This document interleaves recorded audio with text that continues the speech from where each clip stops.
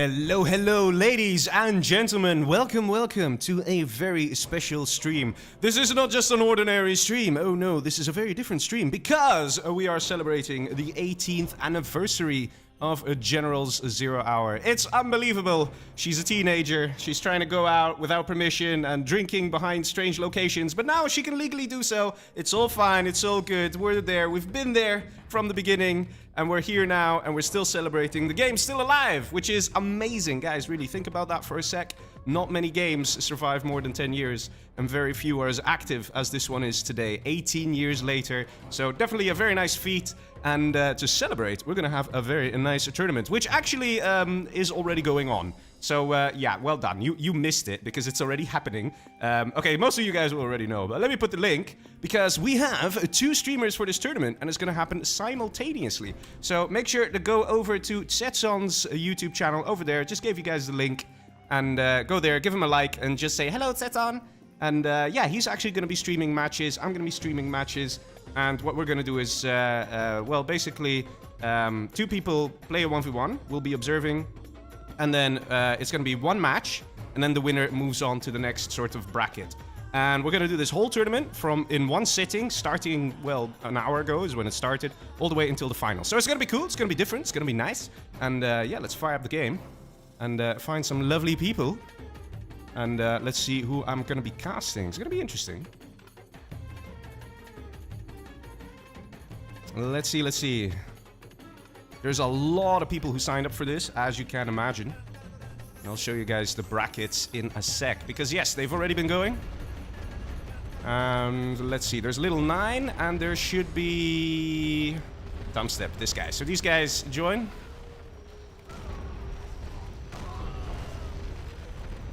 Please join my room. And here we go. We go into the room, and there are 2 things that have to happen now. One is I'm going to show you guys the brackets. So check it out. Here are the brackets. It's as you can see, it's being live updated right now. You can see over there some people already played, and it's just going to keep going. There were a few matches that don't actually show on this, kind of got cut off, but it was only a couple, so it's fine. It's fine. And yeah, so now we're going to have Lil 9 versus Thumbstep. And of course, the next thing that we're going to have to do is we're going to have to choose which map they're actually going to play on. So I'm just going to close this. There we go, so nobody can join, and I'm gonna tell them, let me do the map. In 1 sec. So basically, another cool thing is the maps are gonna be completely random, and we're gonna do it a little like this. So we got our little spinny wheel thing, and we're just gonna select a map. Let's see, Tsetson has a wheel of his own, so we have a wheel each. So at most, you're gonna see a map being played twice, but that's already gonna be quite difficult to see. And here we go, Killing Fields. Say army and play. Yes, say army and play. So let me put Killing Fields here, and then I'll hide that screen for you guys. Killing Fields, is that one that's in here? Just give me a sec, because we're gonna have a lot of maps here. We're not exactly used to seeing. Is it an official one? Killing Fields. Killing Fields. Killing Fields. Okay, let me see if this is the one, though, because I think there might be a ranked one on this. But yeah, let me get rid of the map thing over there. Let me just double check this, because I don't want to have accidentally us playing the wrong map. As you can see, there's loads of 1v1 maps. No, so I don't have it. So I think this is it. Okay, ready, boys? Let's do it. Let's get into the game. Let's see. So they have to say army and play. Let's do it. First match that we're going to have right here, right now. Lil 9 versus Thumbstep. Let's see how it's going to go down. We got a tank versus nuke. Ooh, tank versus nuke. That's going to be interesting. Of course, there is a bit of army dependency here. Like, it's going to help if you're a better army and stuff. But, you know, it's more for fun as well. It's a nice tournament. And yeah, let's check out the players. Over here, we have Thumbstep as the nuke general down south in Killing Fields. And up north, we have the tank general called Mr. Lil 9. Let's see how these guys are going to play. Let's have a quick look at the map, because I'm sure some of you will know this map, but maybe not too well. We've got supply in the corner here, and a single small supply crate here as well, just for fun, a bit of extra cash. Quite the choke pointy bridge over here. This, I don't think they can cross. And then over here you got some supply crates that are definitely worth collecting, because it's quite a few supplies, just like that, as the piles on the left. And then on the left bottom, you have a similar situation here. And again, with a bridge that's very easy to guard. And yeah, let's see what these players are going to do. Of course, it's going to be very difficult to be prepared for every single map, because we have 27 maps in the map pool. If you want to check out all the maps, you can do so by checking out the description. And you'll see all the maps. And after a map is played, I have to actually remove it. Did I remove it? Either way, if it comes up again, I'll remember and I'll just click it again. Let's see. Supply placement. Thumbstep wants to get it right. Definitely a good idea. But of course, the funny thing about this map is it's quite big. It's quite far away. Like, look at this. Look at the distance, the space. Which does kind of help a China. So it makes it easier for Lil 9 to defend a bit. We got mines. Interesting move, getting mines here 1 minute in. I think he's a bit scared of maybe some nuke Battlemasters coming in, but if we look at the playstyle here of Thumbstep, he seems to be quite defensive himself. We're going for a very fast prop center. Interesting play. And getting an outpost. Nice unit here. That's going to help him see a lot more of the surrounding area. He might be worried that some giant Battlemaster army will be coming in. But Lil 9 is playing very similar here. Look at that. Both kind of worried. Sending out an outpost just for scouting. And it's actually Lil 9 that seems to be who seems to be going for the supplies here on the left side. Barracks also ready for Thumbstep. Let's see. We could see two situations happening here. It could be that the players will choose to go for each other's base, try and go for a quick kill. Or they could take a little longer and try and fight over these supplies. Because having those supplies do help. Outpost finds outpost. Outpost kills outpost. And tank hunters continuing on. Look at that. We got the pink moving up and the orange moving down. Funny stuff. Let's see. First nuke Battlemaster coming out. Finds Lil 9's barracks. Lil 9 ready for it. He's got a tank hunter in the building and it's not actually firing. Ooh. Why is it not firing? Ooh. Maybe a bit of a bug there. And those are in some trouble here. This is very unfortunate for Lil 9 that those tank hunters were not firing, because they should have been able to take this out. Dozer gets destroyed, and we do have a command center cell, so that is the last Dozer right here for Lil 9. Thumbstep, of course, feeling a little happier. Sending those tank hunters in, it does help with the scouting, because they have huge scouting range, so he might have spotted the barracks and the war factory there. Same story down here below.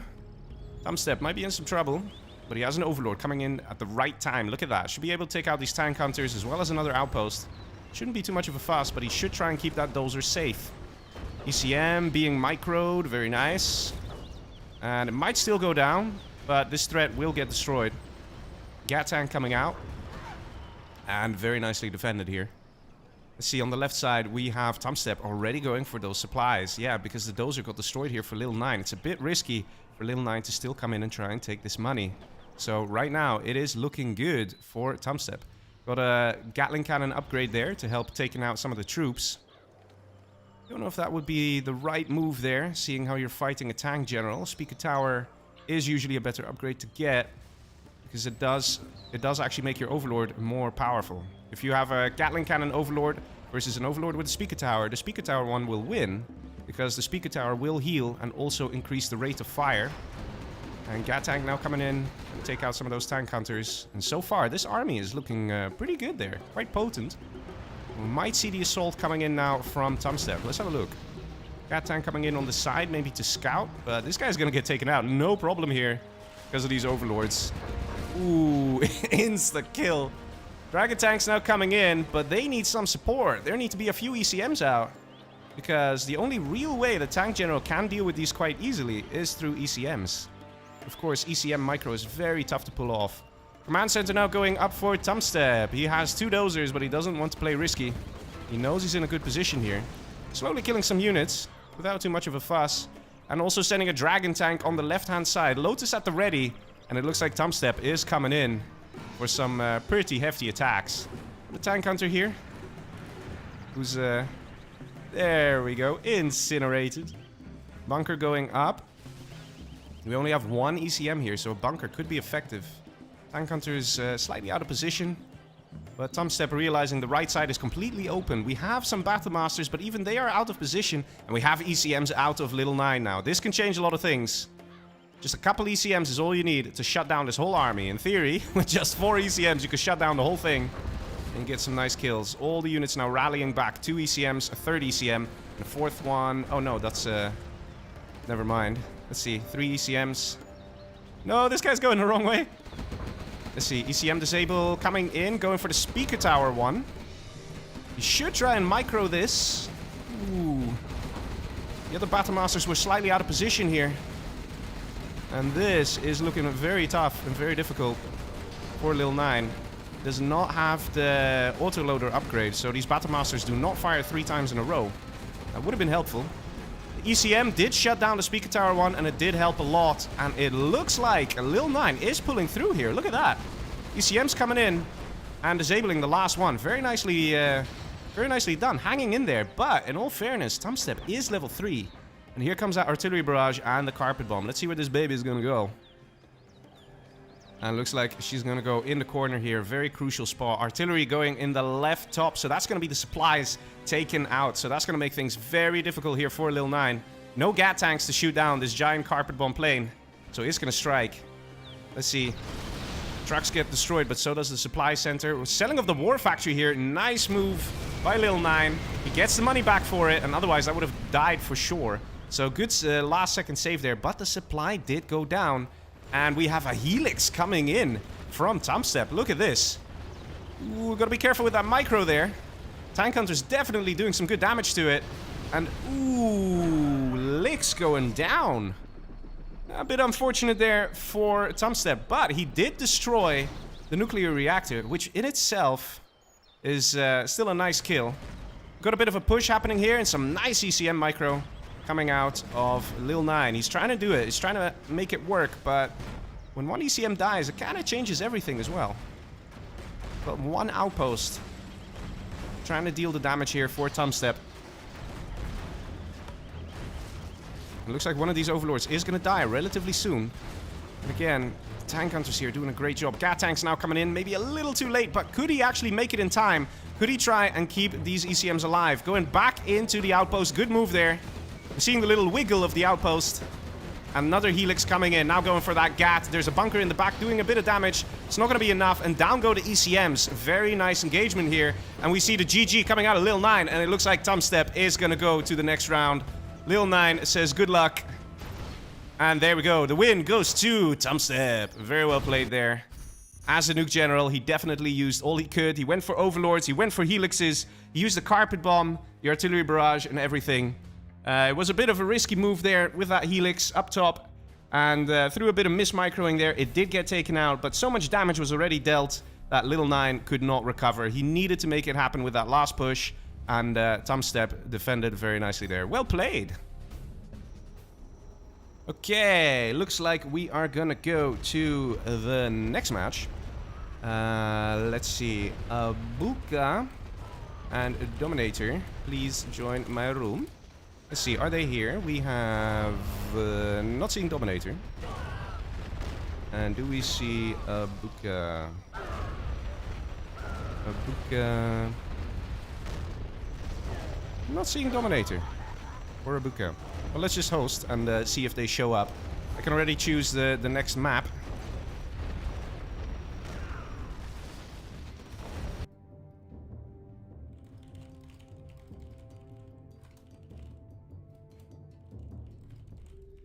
Okay, notifying the admin backstage, conducting who's gonna fight next. So big shout out to him. We've got Joker in the background here and Nickname trying to help out, trying to organize this event so everything can keep going at a quite a nice pace there. Anyway, let's have a look at the maps. Ooh. So let's do interact. Right, I can't actually remove the killing fields. I forgot to do that. No biggie. We can get back to that later. But yes, let's spin it again. Dominator has joined now. And the next map is going to be Bitter Winter. Ooh. Very nice. Bitter Winter it is. Balanced and no cars. This time I removed it. It's so good. It's so good. So let me see if I can find that map. Rank Bitter Winter. Here we go. Alright. Let me get rid of the maps there. I'll show you guys the brackets as they are being updated live in the background. And now we're gonna have Dominator versus Abuka. See how that's gonna go. Still Abuka not here yet.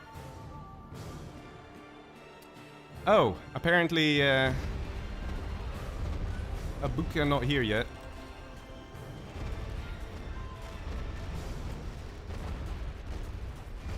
Just asking Dominator if you could gently ask some other people if they can join. Yes, now needs to join.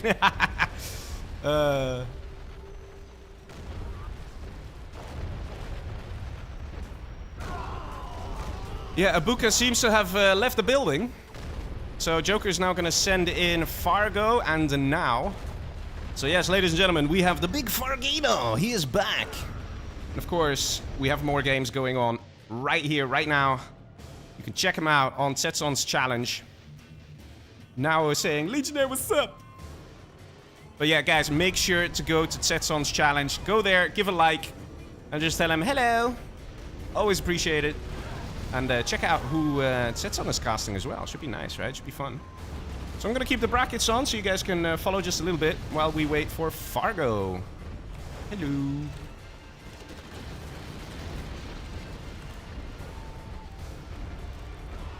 I already chose the map, so this is gonna be the map.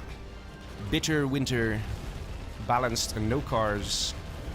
And here is the almighty Fargino. Let's do it, boys. Let's do it. Yo, Fargo. Let's do it, man. Oh, so nice to see Fargo in action again. How you doing, says now? Oh, yeah. These guys are fired up, ready to go. Okay, so say army and play. No in and out. Say army and play. I'm gonna say it again, just to make sure everything's okay. Alright, and here we go. Next match. Let me just get rid of the bracket there. And ladies and gentlemen, are you ready for the next match? It is gonna be Now versus Fargo. And again, we have the same armies. Okay, alright. We got Nuke here for Mr. Fargino. And down below, we have Now as the tank. And yeah, you might say, well, this might be quite similar compared to the previous. Veto. Yeah, tank versus Nuke is not exactly the most balanced. It does go in favor of Nuke generally, but you can still make it work with some good pushes, some sneaky dragon tanks. And the map here is Bitter Winter. So have a quick look at the map. There are some supplies in the back. There's a forward supply, and in the corners here, you got some supplies with a building. So you can sort of both attack or defend here. So attack by, you know, going to your enemy's thing and just put some tank hunters in there. That could be very annoying. And the same happening on this side. So it's kind of mirrored in this sense. And yeah, very nice. We've got a couple buildings that you can bunker. So in that sense, it will theoretically help getting rid of those Nuke Battle Masters. So even though the matchup is the same, the players are not the same, and the map is definitely very different. Very fast prop center here from Fargo. Look at that, 1 minute on the timer there. 1 minute into the match, and he's already got a prop center. We don't even have the second war factory up here for now. So yeah, let's see. Now got his supplies. Almost got this one right. Almost. This one's not moving though, just a bit. And this one is perfect. Very nice to see. Let's see Fargo here. His trucks are also moving a bit, but they might stabilize because they're still kind of close-ish. Over here, very good supply placement. Let's see. First Battlemaster from Fargo coming in. Now, are you ready? He's got an outpost. He should be able to spot this guy. Ooh, he's not paying attention. This is going to cost him, man. This is going to cost him. Losing these supply trucks early on could just cost him the game. He's not reacting. He's not reacting. He didn't spot this Battlemaster. And that's going to hurt so much. Coming in with a very slow Vet 2 Battlemaster here. Let's see. Trying to go for the buildings. Good move. And forgot the evac here. Ooh. Battlemaster does go down though, so that's nice for now. It's just this one is definitely a bit of a problem. The only advantage that that Now has is he has the Vet 2 on his Battlemaster. So that means that they will heal over time. Whereas Fargo, all damage taken by the Battlemasters will be permanent. And a very fast Overlord. Look at that. 2 minutes, not even 2 minutes 30 seconds. And we got the first Overlord out here for Mr. Fargo. And that's going to be a problem. How's the prop center looking for Now? Now doesn't have a prop center. He hasn't even started constructing it. And this is going to be very difficult to get rid of. Very, very difficult. We have an outpost in the back here of now. I don't know if it's an empty one. Could be. But if we could at least eliminate the trucks, that will help. Flamer here, coming through here for now. Very nice. Second Overlord coming in. Could go for the crush on the Dragon Tank. And just trying to fly away there. Even though the War Factory went down, which is very good for now. It's... come to me. What? Oh, he wants to get the dozer. Ooh, going a little close there. Will he get the dozer, actually? He did an evac. He did an evac. Oh, will he get it? No, it died to the radiation. That was close. Fuck, he says. Yeah, I can imagine, man. That is tough. That is painful. And let's see. The other dozer may have already gone down. Yes, it has. So this is, in fact, the last dozer. So that actually put now in a very good position there. If he managed to take out that dozer, it would have changed the whole outcome of the game. We still have an outpost here, and it looks like it's empty. Let's see, do we have a prop center? I have to say, now is recovering very well. We have an extra supply here and another supply here. So now is just not worried about getting ECMs. He's just like, you know, power, sheer power and spam of tanks. That's how I'm going to win this game. He's definitely not giving up. He's really putting up a good fight here against a powerful enemy such as Fargo. But here come the ECMs, and this is where things start to hurt. Free Vet 2 Battlemaster kill here for these Overlords. The last thing you want is these guys to get veterancy, because then they get very, very tough to kill. Still no prop center. That is what now needs. In the back, he's starting to build one, but this is looking very dangerous here. Very, very dangerous. Now it's starting to float just a little bit, because he has a lot of supplies, but he only has 2 war factories. So he could have all the money in the world, but he can only pump out units as fast as 2 war factories, and he's gonna need a lot more pumping power if he wants to get rid of this. This is gonna be difficult indeed. There we go, a vetted Overlord tank. Trying to go for that ECM. Don't see a speaker tower upgrade here for Fargo. That definitely would help.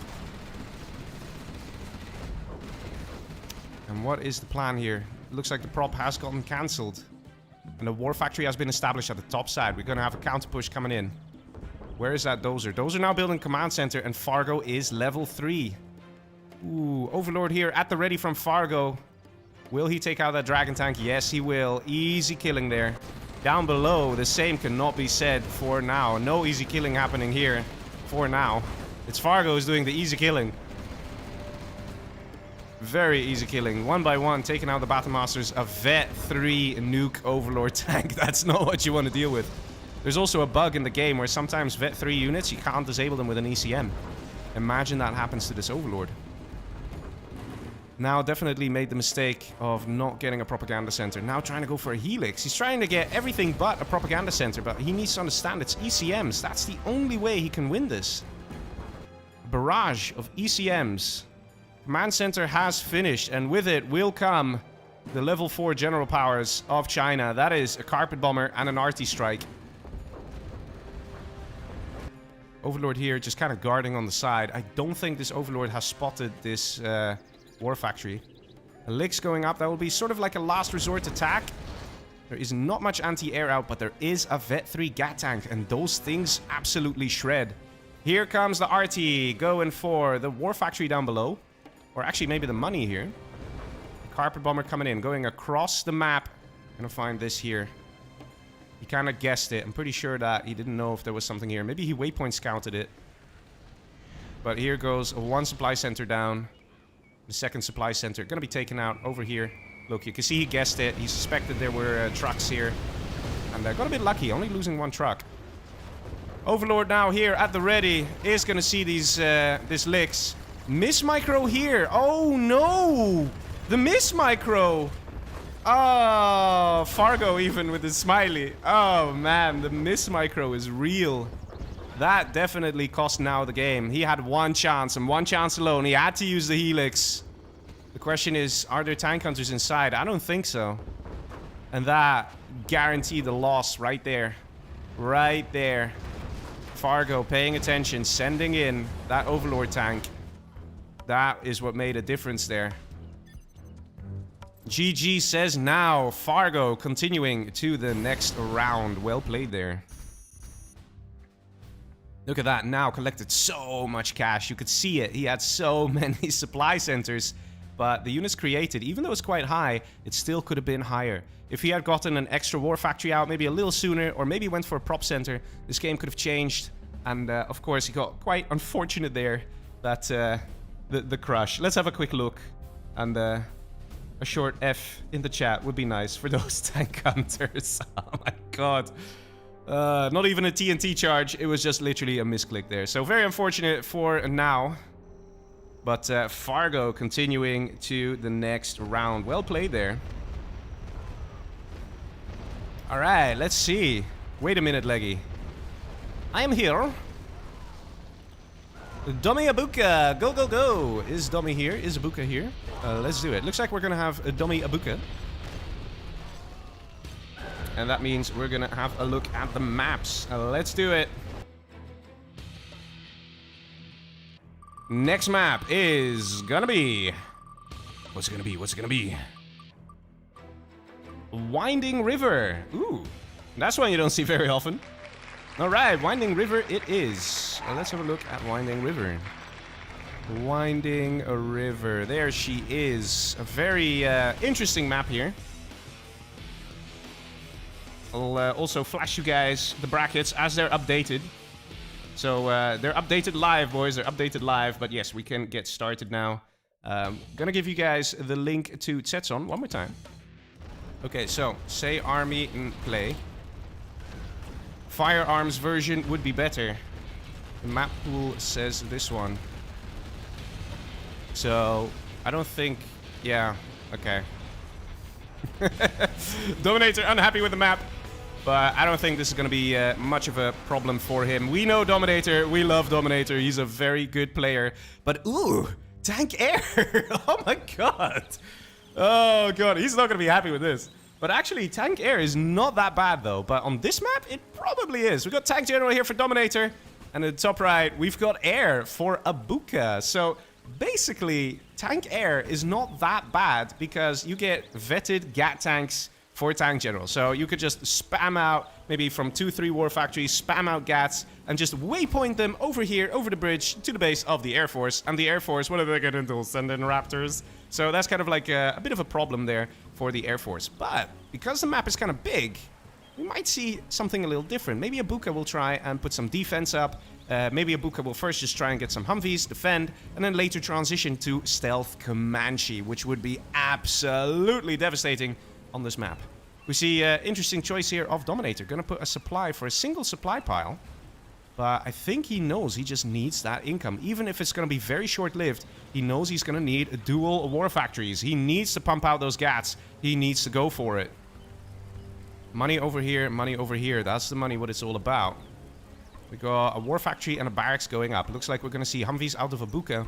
And of course, it is quite easy to kind of like corner off and bunker off these sections. One bridge here, you could theoretically even throw down a Vanilla Patriot, and it could already be effective. Over here, you just put a few missile defenders in here, you cover this whole section. A Dragon tank can't even clear this, not properly.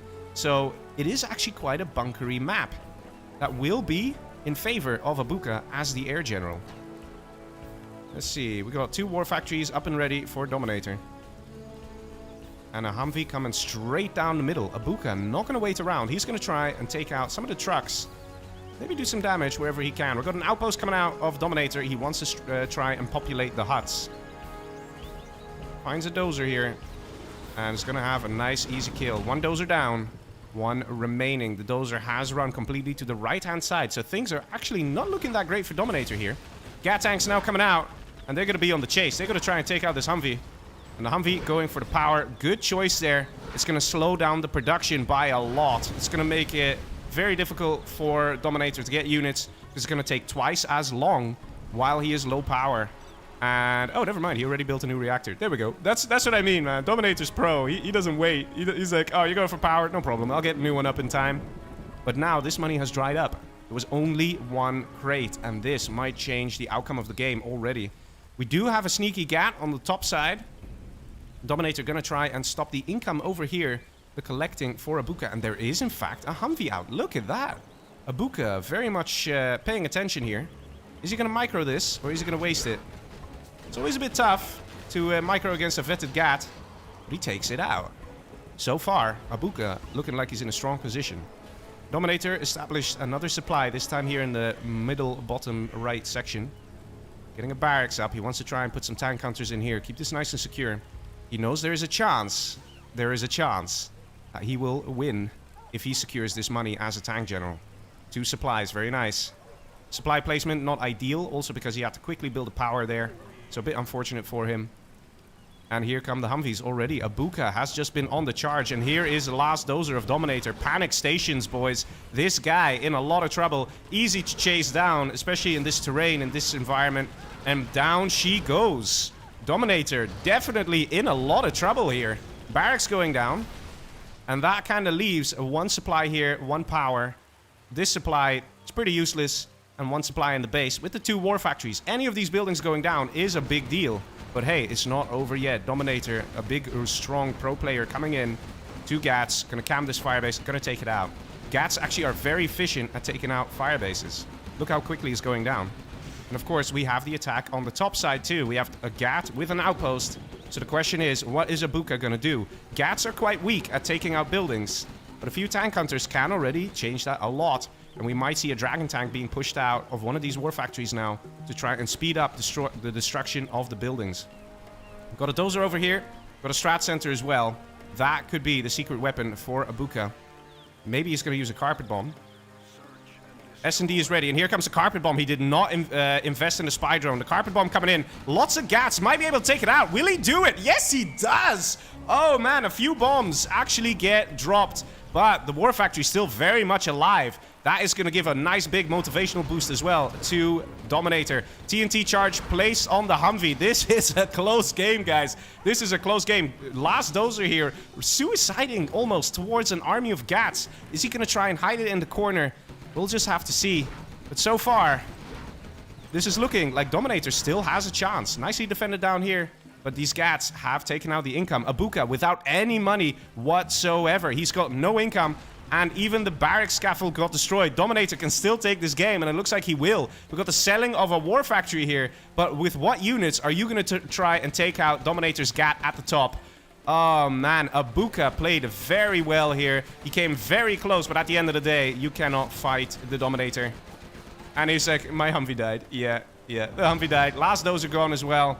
The only way he can survive is by calling in carpet bombers. He knows that's not going to work. And there is the GG. Dominator passing to the next match, saying well played to his opponent. Well played indeed. It was a very exciting match there. Very tough. Both for Dominator and for Abuka. But Dominator just about managed to squeeze there and got himself a victory. So there you go. Oh man, nicely played. Definitely a good game there. The cash here, Abuka, very little collected because he just stayed on that 1 supply. He wanted to no eco, and there are dangers attached to that. And that means Dominator now goes on to the next round. Alright, GG, well played. The dummy won. Yeah. Yes, indeed, boys. Yes, indeed. Abuka definitely did a good job, though. So, next players. Who's playing next? Let's see what Joker tells me. And in the meantime, I will show you guys the bracket that will be getting updated live. So it says Reznov and Apex. Okay, Reznov and Apex will be coming my way.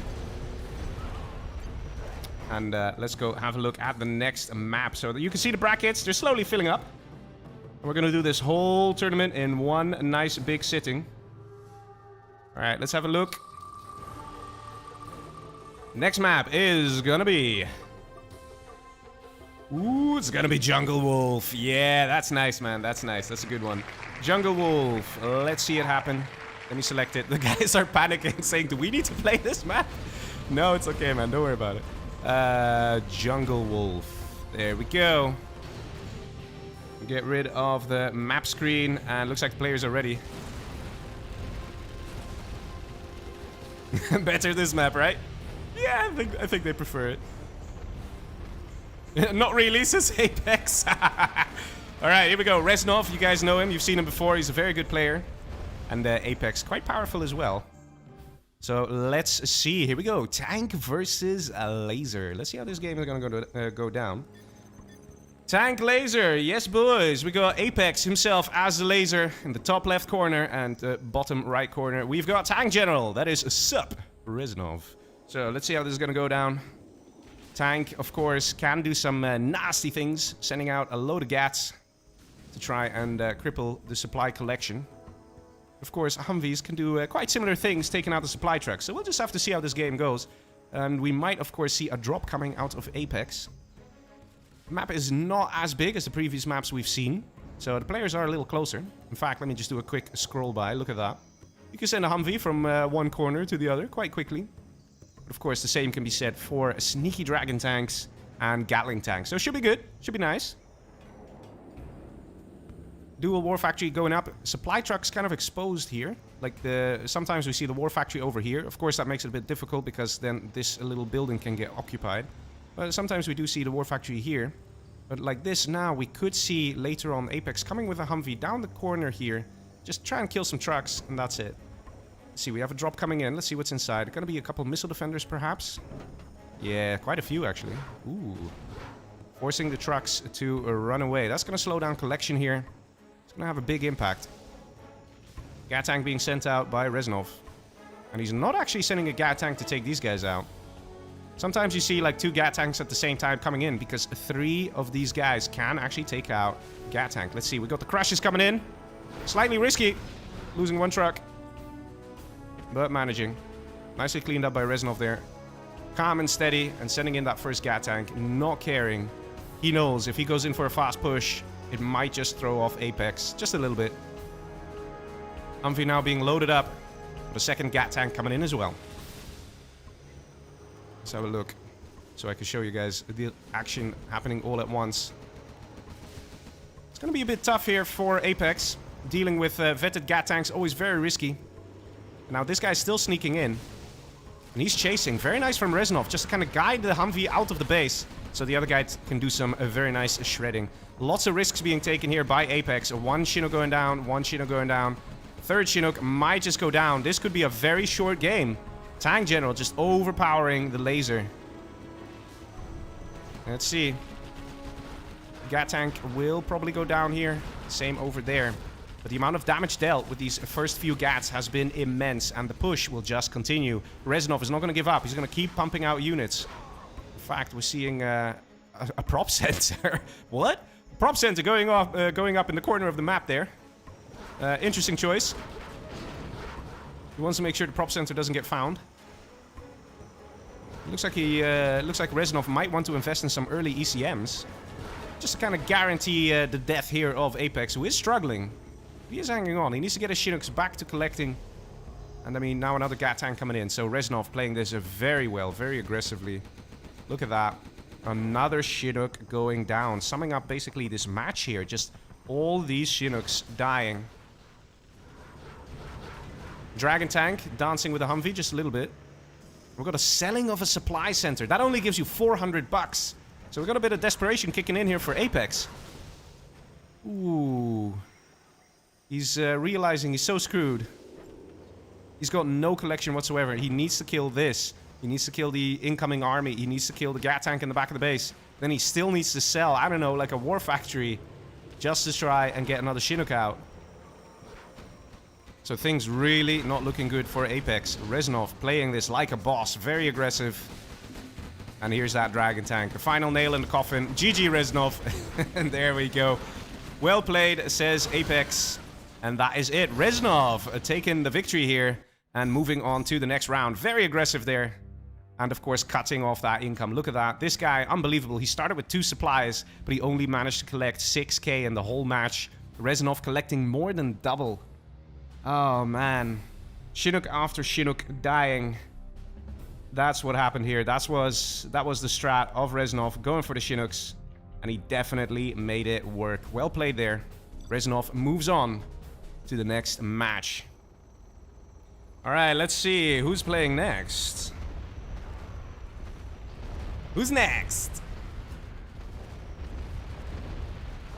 Okay. So far, things are going quite nice. Azure and Anti-Pro. Alright, let's do it. Azure and Anti-Pro. Come on in, boys. I'm gonna show you guys the brackets again, just for a little bit. As you can see, they are updating nicely. Got quite a few people moving on. And Anti-Pro and Azure. Let me see, where are they? Where are they? Can't seem to find them. Ah, there they are. Okay, so they're still in the round 2.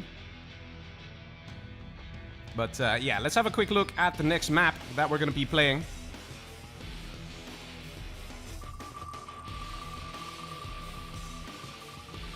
And the next map is going to be North America. Ooh, interesting map.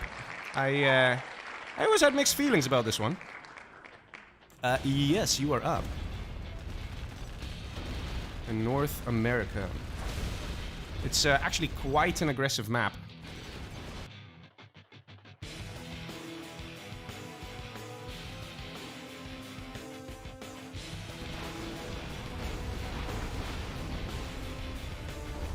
So we're just gonna wait for Azure.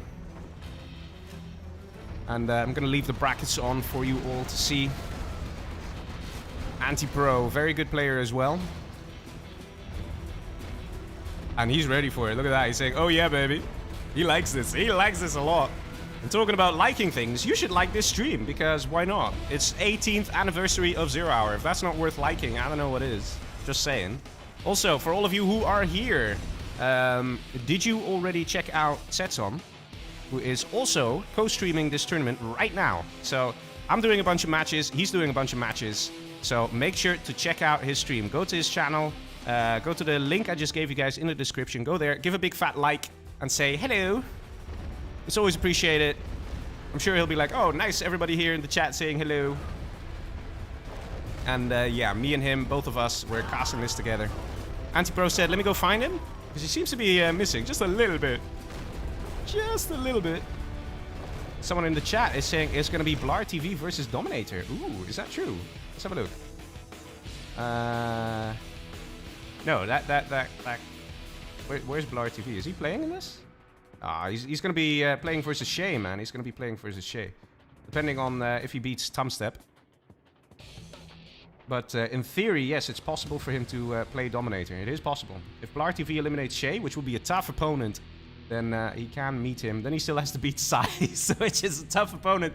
And then maybe he'll face Dominator. So there you go. But yes, we got some very, very good people here. Zed Gaming in the chat says this map is a joke.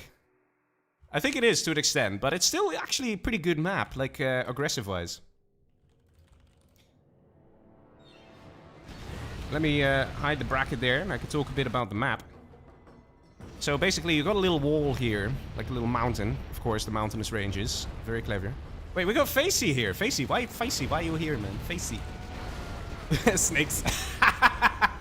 Such a legend. Oh my god. But yeah, this map is actually quite open, quite difficult to defend. You're very much... There's no natural sort of cutoff points. So it would be interesting if we see some GLA action on this. Because we haven't seen much GLA so far. And the GLAs, they can sneak in with terror attacks and things like that. Always nice to see. For Chinas, if we see 2 Chinas playing on this, that will be very, very tough. Because you have to be like 2 steps ahead of your enemy just to make sure that you don't have a sneaky dragon tank coming in from the side or something like that. But yes, I do understand what you mean with this map is a joke. Nisaf says this map is full of bugs. That's true. I know some bugs, how you can drive on the water, but let's not go into details here.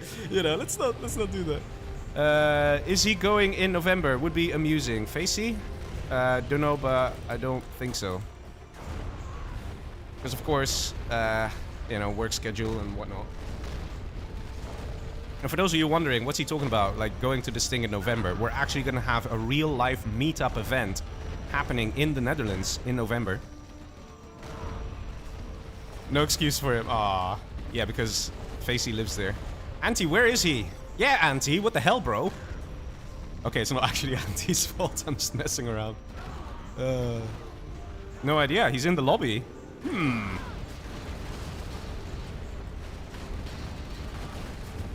Ping him on Discord or call him.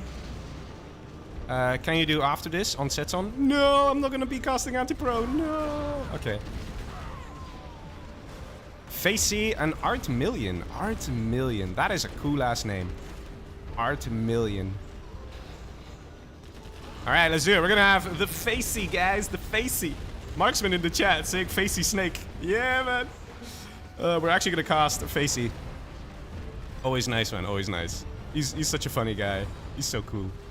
Alright. Art Million. Oh, it's Arty Million. Okay, that's a bit of a difference there than Art Million. And this is one L, not two L's. One sec. A bathroom. Facey doing some push-ups in the bathroom. Getting ready. Ready to strike.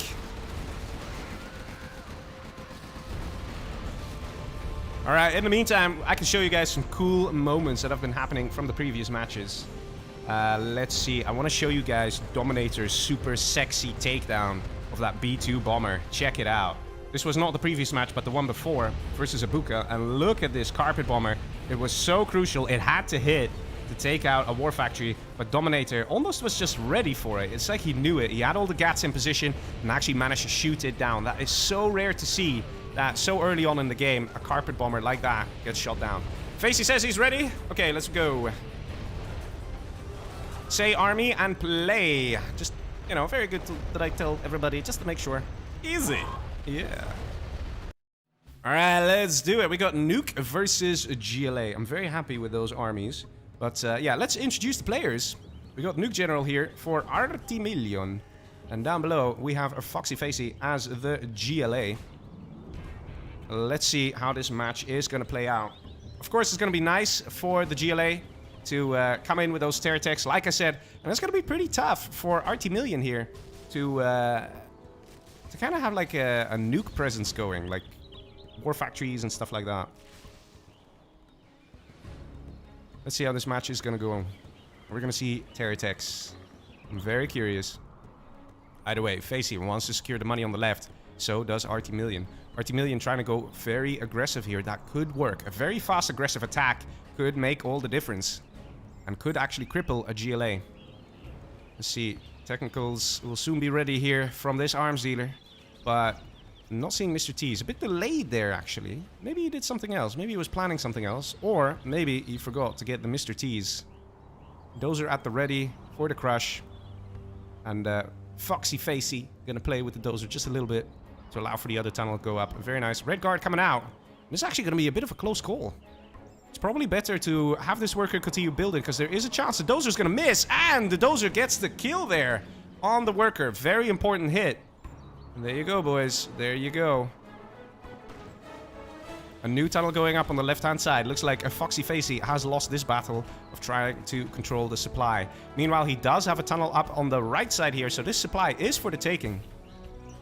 Let's see. Where is that technical? There she is.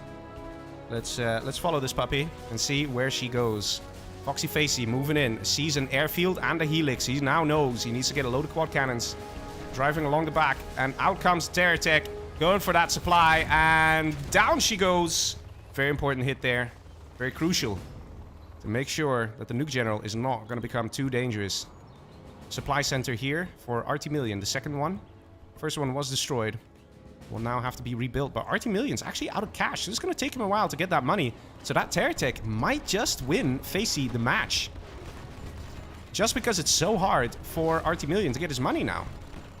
Dozer gets taken out as well, so far, Facey has been dealing the damage, man. He's been dealing the damage. And getting that second supply up. 2 supplies for Facey, 1 for Artimillion. Loading up the tank hunters one by one. I don't think there are that many tank hunters out for Artimillion. This might not even be a full helix. 3 quads at the ready, trying to find that helix, and we'll find it. Look at that. Look at that. Getting a nice amount, nice couple shots. Look at that. Almost half health. Facey could try and chase it. I'm sure he could see the licks. He could try and chase it. Meanwhile, we have another tech RPG coming in. Going for that last dozer. Dozer's still alive. But down she goes. Crucial moment here. Dozer gets destroyed. And that is just Artimillion on a single supply. Here we go. Double scrap tech. Vet 2. Things not looking good for Artimillion. Red guard coming in from the side here. And the helix now trying to kill that tech. Does get it. Important hit. Very important. But either way, the question is, can Artimillion hang on? Facey with 2 supplies. A nice army here as well. A few Battlemasters out. Maybe just the 1 even. Just 1 Battlemaster, a wounded Helix. Is that going to be enough? I don't think so. Going for the power. Nice choice there by Facey. When the power goes down, it's going to take twice as long for this war factory to create units. That is not what you want. That is not what you want. Battlemaster coming in from the back. Very nice micro here from Artimillion. Will get a couple kills here. Ooh, nice explosion there. Does a lot of damage to the quads, but they just about all survive. This Dragon Tank could go on the chase. Could try and take out maybe a few of these quads. But either way, it is looking bad here for Artimillion. The Vet 2 quads still alive. It's going to shred this baby together with the other quads. Down goes the Licks, and down goes the hope of winning. Artimillion terror-teched here as well. And that is Foxy Facey going to the next match. GG. Well played there. There we go. Very nice match. Very aggressive. And Artimillion had a good start there. He definitely had a good start. Coming in with that Dozer Crush. Crushing the worker there. But at the end of the day, Facey got a very nice terror tech going. That first terror tech of Facey really changed the nature of the game for the sole reason that Artimillion actually didn't have any other real income. This terror tech right here was a real game changer, taking out that income.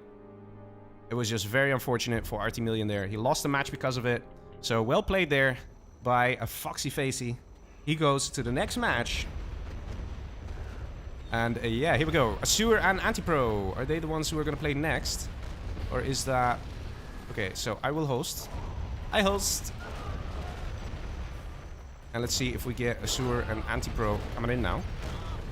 Let's show you guys the brackets. Nice and fast. Ooh. Look how they're updated. Look how they're populated. Isn't it great, boys? Isn't it great? Let's see. So, are we going to have Anti-Pro and Azure?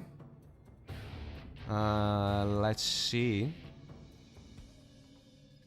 I like that we're seeing Sexy playing as well. It's been a while since we've seen him in action. Maybe he did like a few 3v3s or something, but... Azure seems to have joined, so I think it's time for picking the map. So let's get rid of the brackets, show the map here, and choose another one. Which one is it going to be? Killing Fields we already had. Ooh, Leipzig Lowlands. Ooh, the famous map. It's such a famous map. And I'm sure nobody's in the mood for this one. Best map ever. Oh my god, it's the Lenky map. It is in fact the Lenky map. For those of you who don't know, I mean, this is the 18th anniversary of 0 Hour. Might as well give you guys a bit of a cultural history there. This is also known as the Lenky map. There is a guy in CNC Online, his name is Lenky. He only plays this map and he always selects Super Weapon General. And that's just it. He's become a bit of a meme. And whenever you beat him, he says Super Hacker Noob to you. So it's a fun thing. It's a fun thing. Okay, say army and play. So here we go, the Lenky map with Anti-Pro and Azure Pro. Let's see if Anti-Pro is in fact Anti-Pro and can take out Azure Pro. Let's see, we are here already in the next match. We got some interesting armies here for this map. We have infantry for Anti-Pro. And all the way on the bottom left, we have Nuke here for Azure Pro. So I'm just going to call them Azure and Anti, since they both have a Pro at the end. It kind of makes sense, right? It kind of makes sense. We have the nice mine, clear the mine thing. To get the dozer moving out of that command center nice and fast. It looks like Azure is going straight for the middle here. Those 3 very beautiful oils. Look at those bidders. That's a lot of money. And of course, the same thing happening here for Anti-Pro. He knows he wants to secure them. Of course, as an infantry general, it's kind of like your thing. There are oils, you better go for them. I mean, minigunners are great, right? So, yeah. And Azure might be like, maybe I should just go there and intercept any potential minigunner business. We might see a very fast war factory being placed down. And that is exactly what we're seeing here. Azure Pro coming in nice and strong. Same thing happening for Anti. They're literally doing the exact same strat here. Barracks in the back. But this is where things start to differ. No barracks in the back here. Anti-Pro moving all the way down to the money in the corner. Of course, you do have those 2 artillery platforms, which can be quite the nuisance. Once the enemy captures this, they will just keep firing at the trucks. And that is something to keep in mind. We've got a barracks going up now for anti-pro as well. Let's see what the first unit is. It's probably a dragon tank, let's be honest, or a battlemaster. It is a dragon tank, just to clear those beautiful minigunners that are going to try and take the oils. Or maybe flame down any potential bunkers. We've got a dragon tank coming out of anti-pro as well. Let's see this in action here. What is going to happen? Saying hello to each other. Is maybe one of them going to flame down the oils? Just to make sure the other doesn't take it. Dragon tank going to be intercepted here. No TNT charge. Ooh, bit of a mistake from anti-pro. And the dozer already coming down. Flame wall coming in. Very nice. And the battlemaster here of Azure managed to intercept that dragon tank. And dragon tank over here going down as well. So anti-pro actually in a pretty good spot. We got a vetted red guard. Also a good choice.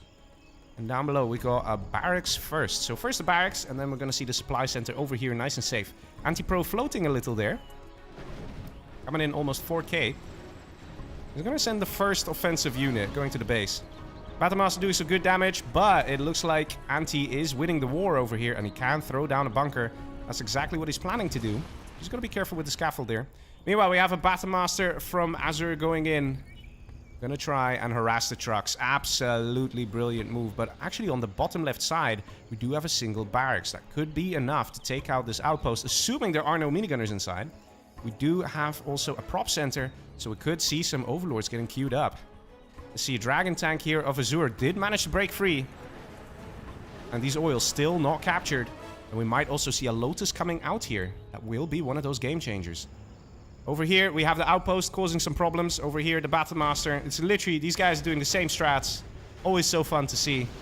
We might see some tank hunters coming out here to try and clear this up. Whereas over here, there's absolutely nothing. And there's one Battlemaster can, in fact, take out this supply. And that kind of puts pressure on Anti. He doesn't have the money over here yet. And he doesn't have the oils either. He doesn't even have the capture upgrade. So he needs to somehow go back home and kill this Battlemaster. Because when this goes down... Oh, he's selling it. He has really, like, he doesn't really have any money. Overlord coming through here with Speaker Tower. Things looking really tough here. We do see the supply going down. Is there a Lotus out? That's literally all Azure needs. Prop center has been taken out. Looks like the Lotus did not get built. That may have been a mistake. That may cost Azure the game yet. Moving the dozer. Gonna try and take this this area here, but if the dozer is just moving on autopilot, this bunker could actually take it out. So far, it's still unclear who's gonna win this. Both players very much damaged. And yes, here we go, boys. The dozer. Oh no. Azure last second actually realizes the dozer was gonna go down and saves it. Very nice move there. The capture building now coming through for Anti-Pro. He's going to stay in this game. As unbelievable as it is, without a supply, he's going to try and do it. And meanwhile, there was no real attempt made from this barracks to try and get rid of this outpost. Azure had a chance. He just had to build a few tank hunters. 2 tank hunters and 1 red guard could have cleaned this up. It's not what happened. He could have had a Lotus out. With the Lotus, he could have captured the oils. Again, a mistake. Azure was in such a good position to win this game, but Anti was not giving up. And is now actually in a winning position. Still 1 Overlord out, sending the Overlord all the way over here to have a look. But is this the last building? It looks like it is. TNT charge being placed down. This is the last building. If Azure isn't paying attention here, he could just lose. I don't think he's realizing it's the last building. Tank Hunter actually not going for the building. This TNT charge is nice, but it doesn't do that much damage.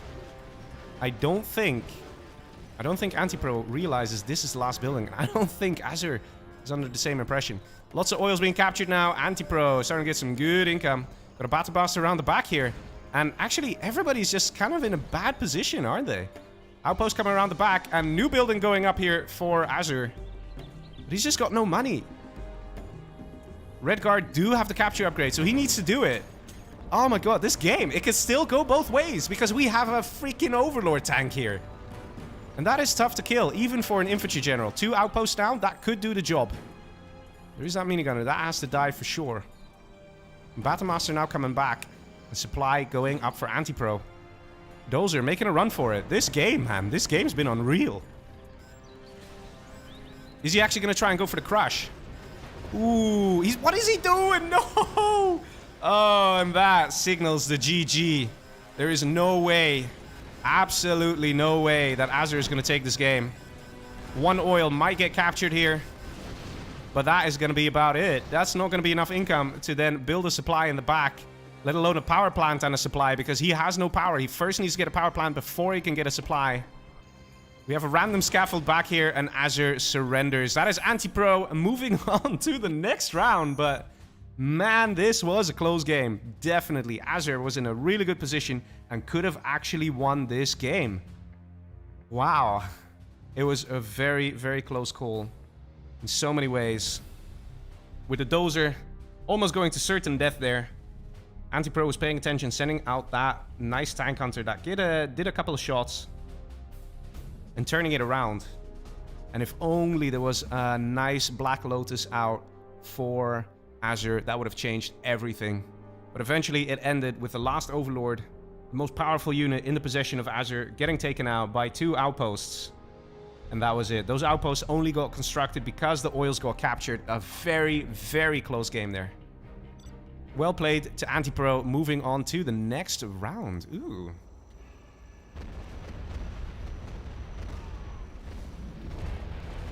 Okay, ready? Who's next? And let me put up the brackets for you guys. Oh, wait, no, wrong one, wrong one. Here's the brackets. And let's see what Joker says. Dominator says me and Boyka. Oh yeah, that's gonna be good, boys. That's gonna be good. All right, let's quickly pick a map here. Let's do it. The map for Dominator Boyka is gonna be the Frontline. Oh no, it almost was TD, no bugs, no cars. But we have another, let's just say unpopular map, right? Unpopular map. Dominator probably is gonna be like, are you kidding me? Did it have to be this one? Terribly sorry there, but yes. It almost was TD, no bugs, no cars. Almost. But hey, such is life. Waiting on a Senior Boyka. So I will show you guys the brackets. Let's see. Dominator and Boyka. Boyka has won versus the game 03. Of course, that was nicely casted by Tsetson, who's live right now. Seriously, we got a lot of people here. We got 180 people here. Always nice that you guys are here, but seriously, man, you gotta be cool. You gotta be nice. You gotta be, like, relaxed and check out other streamers like Tsetson over here. He's streaming these games as well. Literally, same tournament. That's why the bracket is updating so quickly. So make sure to check him out. Make sure to give him a like, too. And, you know, give him something. Say something in the comments. Be like, yay, Tsetson. Yay, generals. I mean, 18, man. The game is 18 years old now. Unbelievable. Unbelievable. Still going strong. Still got tournaments every freaking week. Challenges all the time. It's great to see. Absolutely amazing. And we need to recognize that, boys. We need to recognize that. Okay, we got Boyka, Dominator. Let's see how this is going to go down. Let's see what armies they're going to get.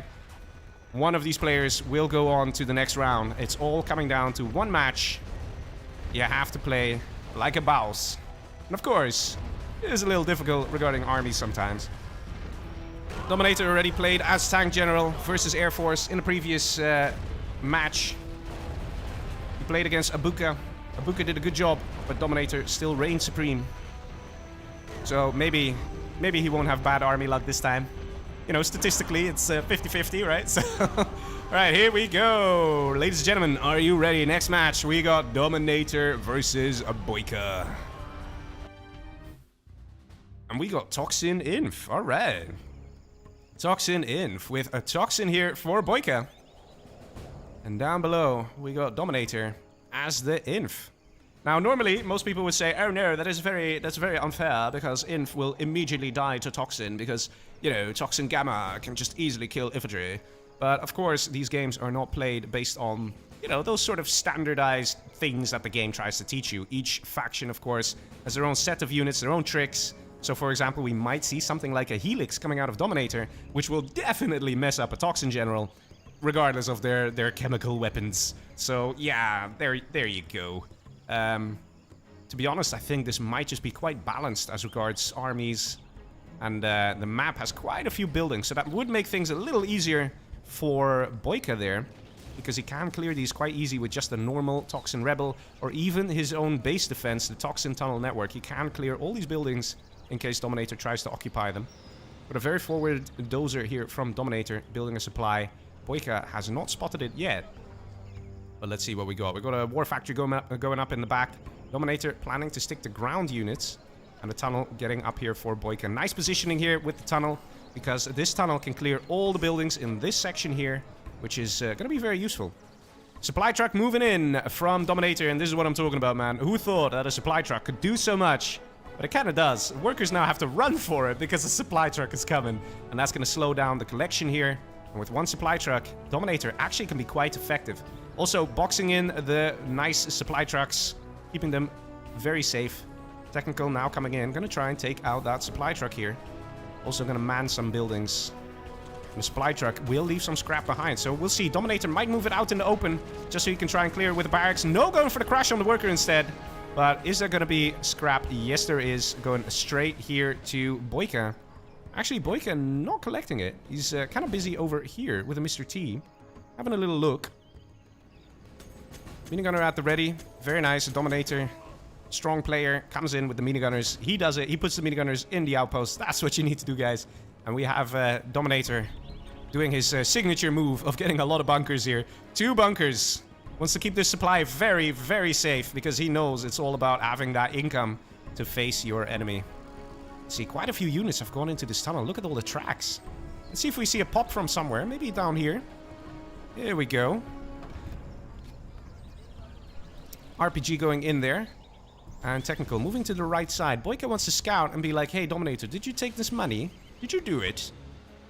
Dominator be like, no, man. I'm good. I don't need it. 2 Mr. T's at the ready, going for the power.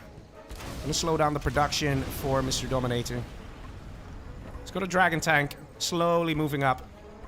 Outpost moving in as well. Boyka now double checking, seeing there's absolutely nothing here on this side. On the left side, we see a nice worker moving down. Maybe over here, might want to build a tunnel. There's no supply here, like no money to collect. But you can still have a nice area from which you can attack. There's a worker here on the side. There it is, nice and hidden. But let's have a look over here. The almighty outpost coming out of Dominator. Taking out the barracks, no biggie. Tunnel gonna maybe go up, probably not. It's probably gonna get denied just in time. And look at all these buildings being occupied. That's definitely gonna help out Boyka here. And that outpost has to be very careful. Ooh, will it go down? Yes, it does. Last hit. Goes down. Meanwhile, Dragon Tank tried to clear the tunnel here. Managed to clear this building. And now together, an outpost and a Dragon Tank can definitely take this out. And he's kind of using the long range. Look at that. That's actually a very nice pro move there. Just about staying outside of the attack range of that tunnel network. Taking it out very fast, very efficient. Dominator now lost a bunch of the troops, so they did get evacuated from that outpost. Quad cannon coming in, trying to clean up everything. Still 1 tank counter remains, but that's not much of a big deal. On the right side, we now have a tunnel going up for Boyka. He will try and start taking this cash, and that could in fact be a game changer. On the right side, down below as well, Boyka getting a tunnel up. Looking good for him. He can try and take this money. This oil has been destroyed. Not exactly sure who destroyed it, whether it was Boyka or Dominator who did that. We don't have a capture upgrade, so I'm pretty sure it would be Dominator who did that. Well, let's see. Boyka happily collecting here. There's also still the oil for the taking. And it's clear. Dominator wants to be the aggressive one here. And Boyka is just going to sit in the back here with those tunnels going up, waiting for a nice opportunistic moment to strike.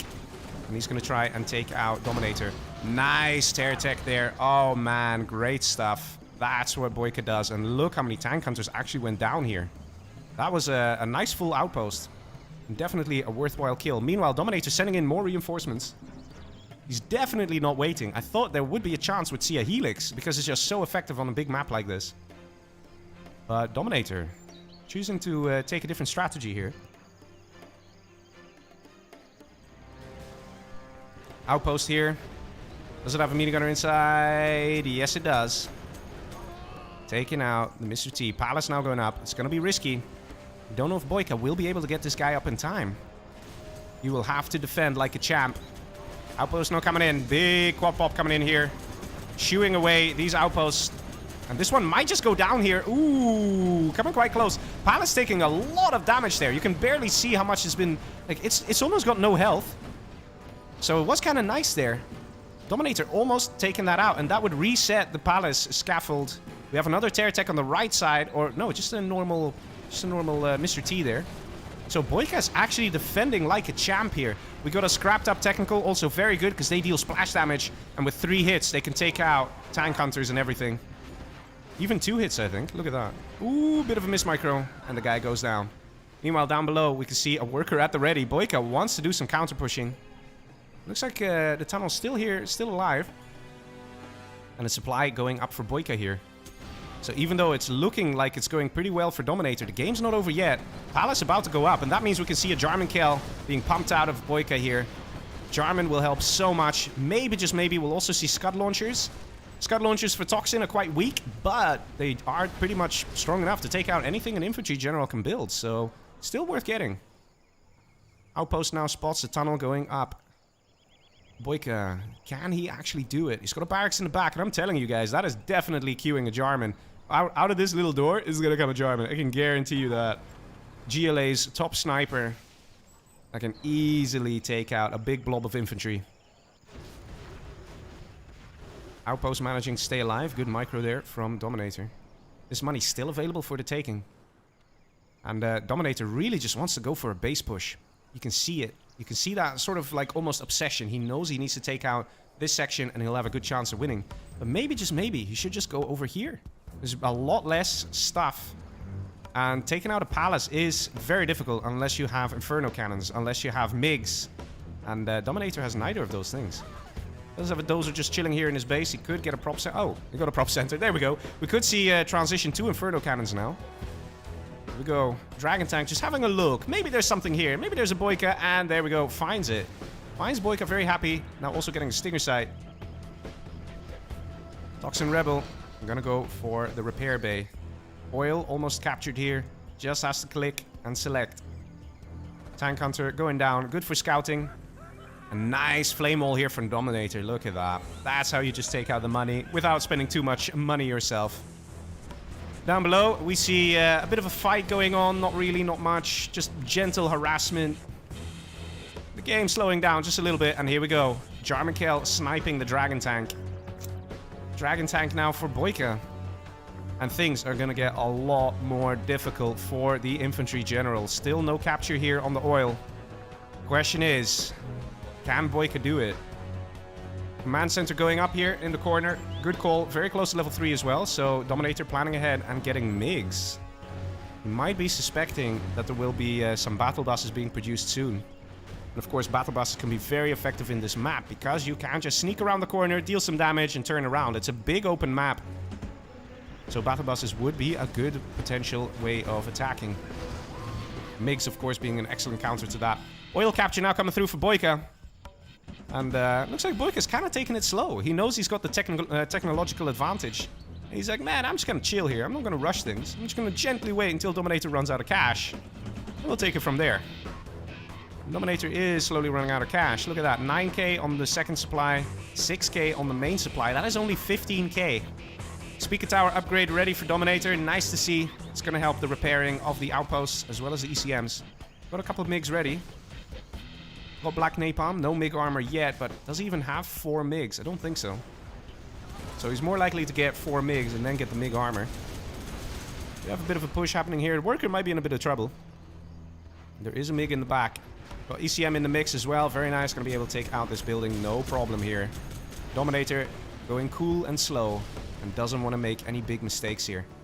See if we spot any... Ooh, look at the cash steal here. Nice. 1,000 bucks in the pocket now of Dominator. I'm sure he appreciates that. Saying, thank you, Boyka. I always liked your bank account. And we see a load of stingers going up. That is for the MiGs, boys. That is for the MiGs. Boyka is worried that there are going to be loads of MiG attacks. And of course, there's a chance there will be helixes. And that's why he's investing in these stinger sites. Boyka doesn't want to ruin his opportunity here by being ahead. He doesn't want to come in too quick with a big army and then lose that army and then Dominator winning on the counter push. And perhaps giving Dominator all that space might be a mistake as well. We've got 4 MiGs ready to take out a Stinger Sight or something like that. No MiG armor yet, but there is an ECM, and the ECM can help with the Stinger Sight. Moving in, very cool, very steady, going for the tunnel network. 1 MiG almost going down there, but the ECM kept it alive. Terror Tech coming in from Boyka, not going to work out there, a little optimistic. And Dominator, again, the slow and steady seems to do the trick. No Scud launchers here, but we do have a Jarman. Level 3 for Dominator. That's going to change things, boys. That's going to change things. We see the RT coming in. Going for maybe a Stinger Sight here. And a Carpet Bomb coming in. Going over here for the base defenses. And we still have a Jarman out here. The Jarman has to be careful. Nice quads taken out the Carpet. The Carpet was actually meant for the army, but beautifully destroyed there by Boyka. He had a feeling, man. He had a feeling. Quad's still in trouble. Jarman in trouble. This whole army really in trouble. And Boyka getting punished for not having Scud launchers. If he had some right now, he could take out this whole army from the safe distance here, behind the supply. And the only way those Scud launchers could be taken out is via the MiGs. We've got a latency of 14 here, so it is possible to micro everything and get those Scud launchers back in the tunnel just in time. But it looks like Boyka wants to spend his general points in other ways. Nice Terror Tech there. And all these troops going down. But so far, the battles, the micro here, has been absolutely amazing from Dominator. Superb. And that might just be a bit of a problem for Boyka. Let's see Boyka's base here. He's got a command center going up in the back. Market, market, market. 3 markets and an oil. Dominator does not have the oil down here. But does he have hackers? Doesn't look like it. Not yet. And this is maybe how Boyka intends to win the match. Harvest this money. Get all that cash and use it to construct more money in the form of black markets. Black market pays for itself after around 3 minutes. Or 4 minutes. Something like that.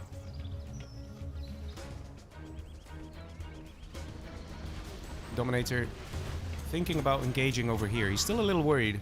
Waiting for his MiGs to show up. We've got MiG armor now. Very good. Going for the attack. 1 tunnel network back here. That's where the MiGs will strike for sure. Because it's going to cut off all reinforcements. Boyka knows what's up. He knows he's not going to be able to hang on here. And just getting his units back to safety. There's still a lot of cash here. Still 17k. That's a lot of money.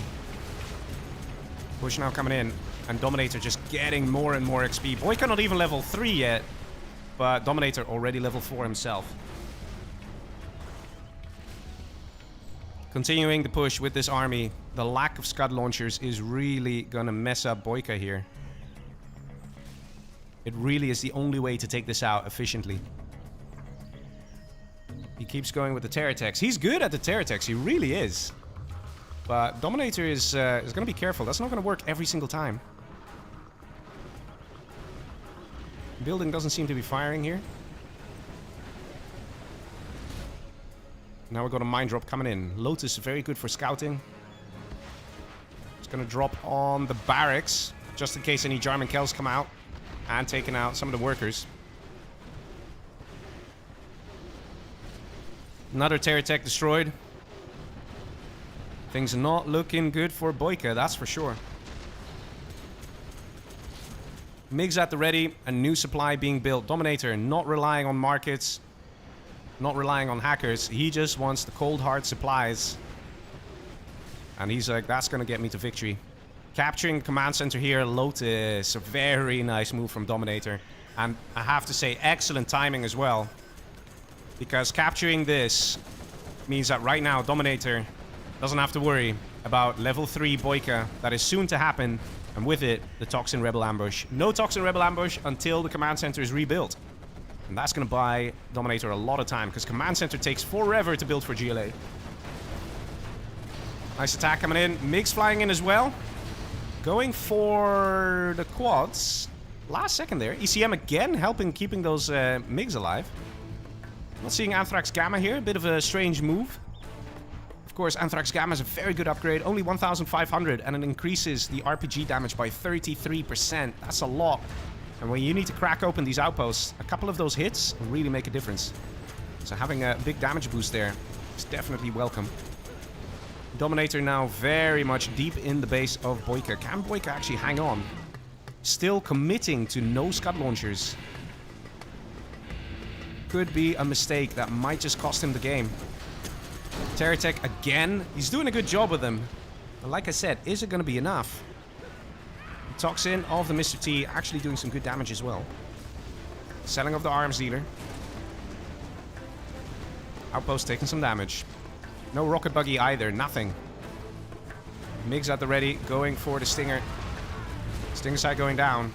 Finally, we see some MiGs dying. I think those are the first two MiGs that we've seen destroyed so far. Market going down. Look how close Dominator is getting to that 5,000 XP, that level 5. That means he's going to have EMP ready. He can do maybe a minigunner drop as well, just to harass, just to annoy. And right now, Boyka is mostly surviving off of 1 oil, 1 market over here. And that's basically his income. Let's have a look at the base here of Dominator. Does he even have hackers? Doesn't look like it, but he's still collecting strong over here and over here. Lotus creeping in the back over there. Carpet bomb coming in. And the carpet bomb plane does get taken out. The Palace, very low health there. MiG strike would be enough to finish it off. And I see the MiGs assembling. They're coming in. Ready for a nice airstrike. And actually, it's the outpost. Gonna take out that Palace. MiG strike's gonna come in on these squads, perhaps. Let's have a look. No, it doesn't look like it. A bit delayed, but he does get them.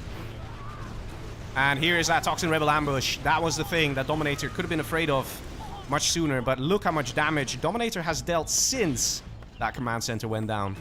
Look at Boyka. He is a shell of a man at this point. No palace. He has to rebuild it somewhere. His income very limited with 1 market and 1 oil.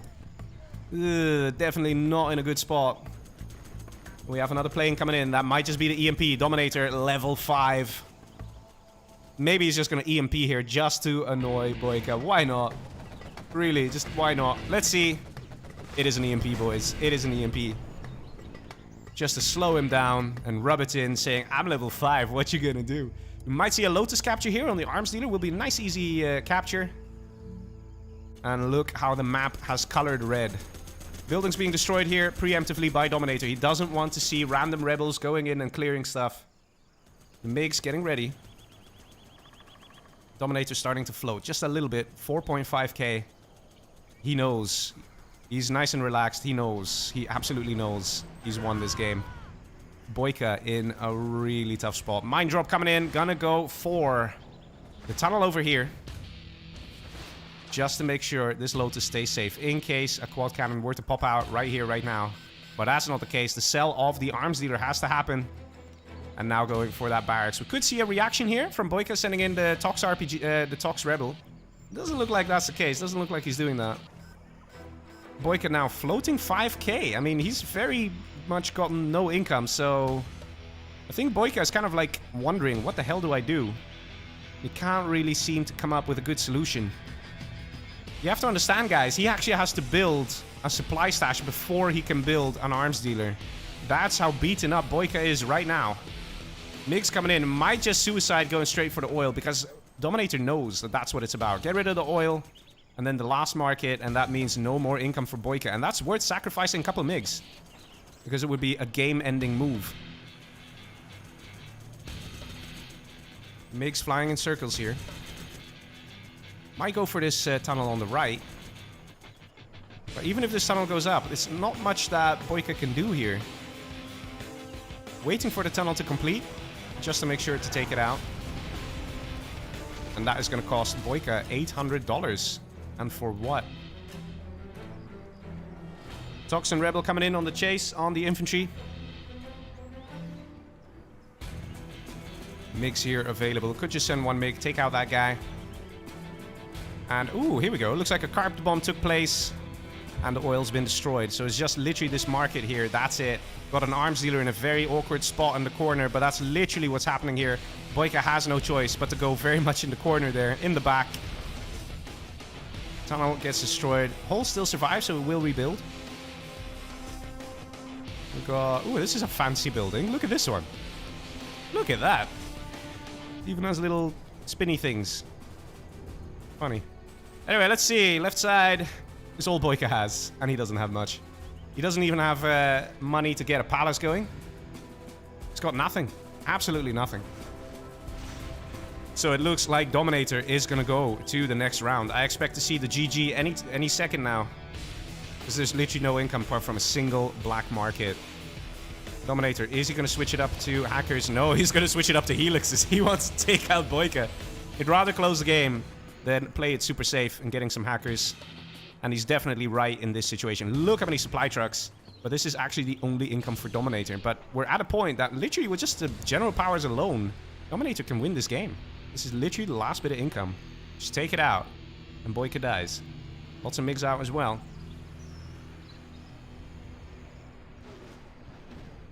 This is actually occupied. Wow, that's a little weird. Gonna take out a tunnel for free. Nice easy kill. Got another MiG here. En route. And Boyka, I mean, he just has to wait for these $20 to trickle in one at a time. So he can eventually get a palace. And then eventually get a black market. RT coming in. Gonna go for that market. You can see it. The shutdown on the quad. And that's gonna be... Second shutdown on the quad. Okay. And a Tox Rebel ambush on the Lotus. Might not have been worth it. Oh, actually, gonna take out some defenses here. We have an internet center for Dominator. Does he actually realize that Boyka's only on one market? He might think that in the back here there are more markets. He doesn't see that part of the map. In fact, we've got a carpet bomb coming in at a bit of an awkward angle. Going for the building here, but he's probably also doing this to scout this section and realizing, like, wait a minute, there's absolutely nothing over here. Lix is now moving in. This is what Dominator wants to do to close out the game. Going for the MiG strike there. These Lixes are going to take a bit of a beating, but there's so many of them, he basically has nothing to worry about. Going for the command center, one of the strongest buildings in the map, in the game. Gets absolutely shredded within seconds. That's how many Lixes there are. Still that single market. And that is what Boyka is trying to survive off of. Level 3 Boyka never reached level 4. And to be honest, I don't think he will get there either. Boyka definitely being pushed in a corner here. Velazar in the chat saying Boyka never surrenders. Oh, man. Boyka wants to keep going, man. And sometimes you get lucky. The enemy makes a mistake and you can get them. But seeing Boyka's current condition, doesn't look like that's going to happen. Single black market. MiGs coming in for the buildings. Boyka desperately trying to bunker here. And each building that gets destroyed cannot be restored. Got a worker going all the way in the back here. Not entirely sure why. We got supply trucks here from Dominator just to scout, just to make sure nothing fishy is happening. I think Dominator might be in some slight disbelief at how beaten up Boyka is. I think he's like, oh, the guy must have some markets in the back. Because we're seeing Dominator play this very carefully. Which is just slightly strange. Seeing how Boyka has absolutely nothing. Lixus actually went home to repair. Look at the veterancy, man, on these MiGs. So nice. Napalm MiGs. Dominator should spot this worker here on his minimap. He does have a supply truck here. Looks like the MiGs are ready for an attack. We got a bit of a ground army as well. Lix is still back home in the base. Question is this going to be the final push? Going for the Stinger side. And going for the building here. A MiG going down. That's not too bad. 2 buildings going down again. And this worker just going for a walk. Lix is now moving up together with the Carpet Bomber. Let's see, Carpet Bomber probably going to strike right here. Going to take out some defense. Boyka still living off of that single market. Unbelievable. Here she comes. Gonna strike the Stinger site. Gonna go for the tunnels. And there we go. Lix is gonna come in from the side now. Let's see. Dragon tank as well. Dominator just being very hesitant with the push. We do have a tunnel constructed on the right-hand side here with a few quads. Perhaps the last push of Boyka. But there's so many MiGs out. It's not really going to do anything. Worker goes down as well. There's still some RPGs. But I think Dominator was just kind of expecting more from Boyka here. Like a bigger army, something else. But that's just not the case. It's just not happening. Boyka just got no income, man. He's got no income. Taking out the tunnel, Boyka knows it. He's saying GG, and there we go. Dominator passing to the next round. You have been defeated. Oh, man. It's coming close here for Dominator, because he's going to go... Is it the semi-finals already? Let me see. No, the quarterfinals. Dominator now moving to the quarterfinals by eliminating Boyka. Very well played there. Ali Reza in the chat saying a dummy trolling.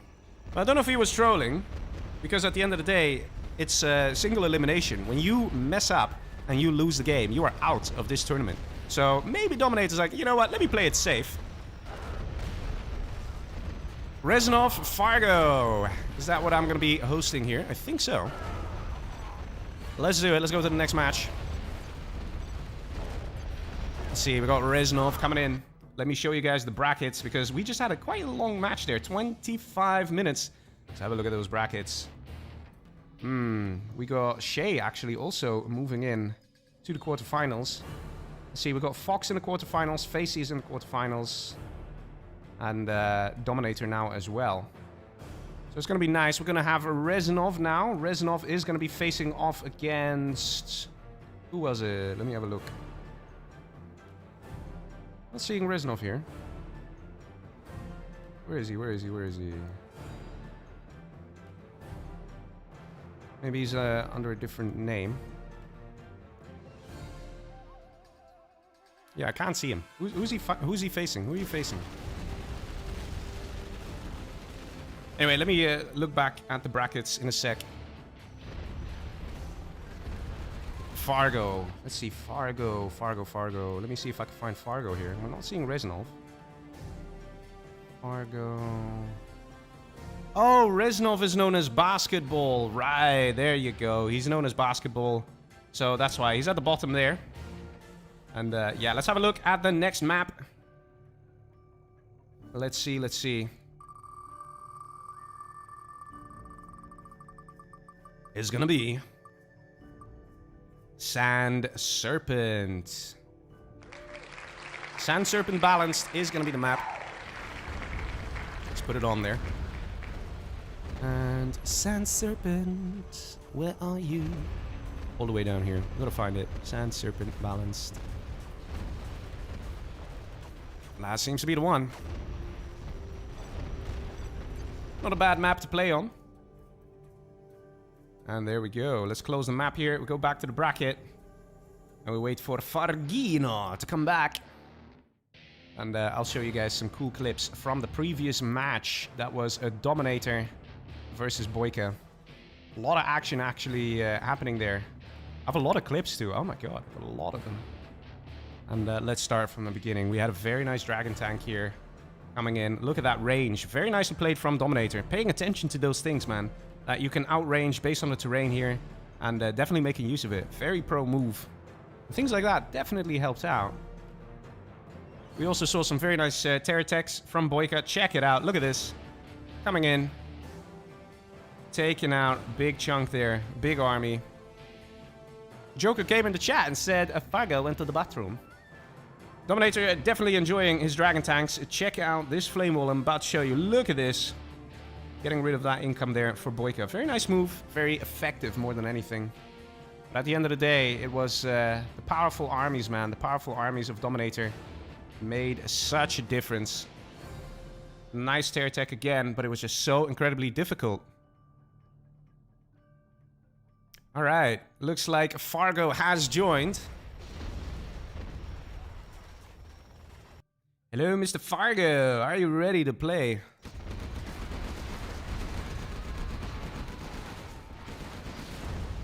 Just double check that Rezanov is here. Okay, let's do it. Here we go. Next match is going to be on Sand Serpent Balanced. It's going to be Rezanov, aka Basketball, versus Fargo. And we have another tank nuke. Look at this. We have another tank nuke, ladies and gentlemen. How is it possible? I don't know. I don't understand. But we got Fargo as the nuke over here. And he's nuke again. It's amazing. And up top, on the left, we have Reznov as the tank general. Let's see how this game is going to go down. Of course, there are way more choke points here. So that could make it easier for both players in their own way. They could try and bunker.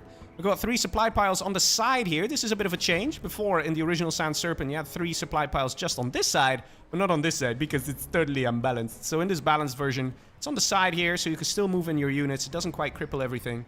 And Fargo definitely making use of that knowledge. Look at that. Immediately starting with a very forward supply there.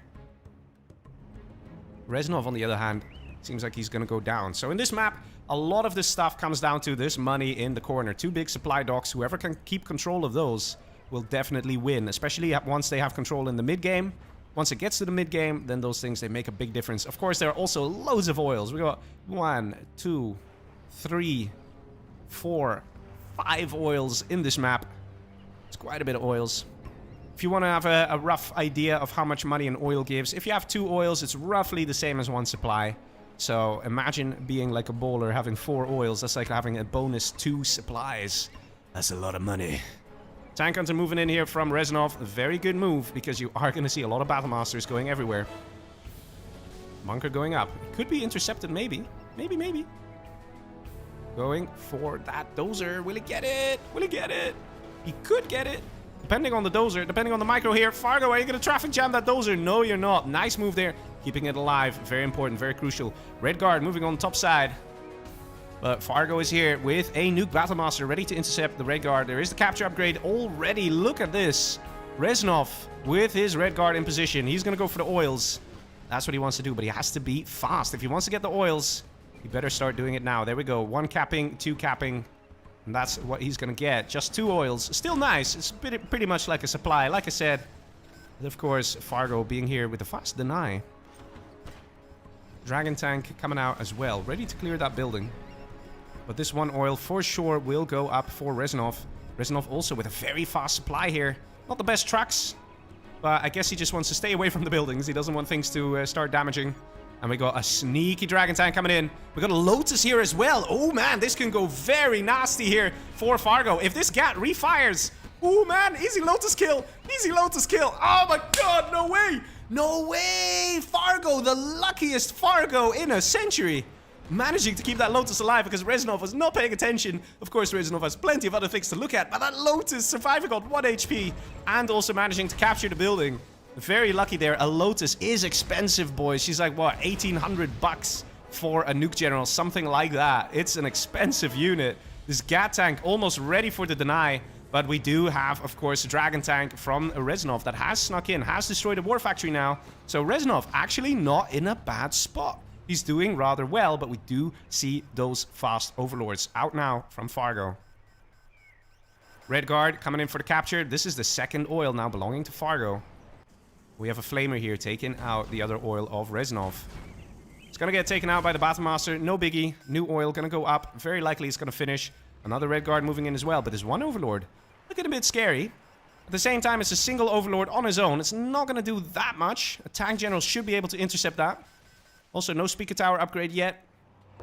But we will probably see that later on.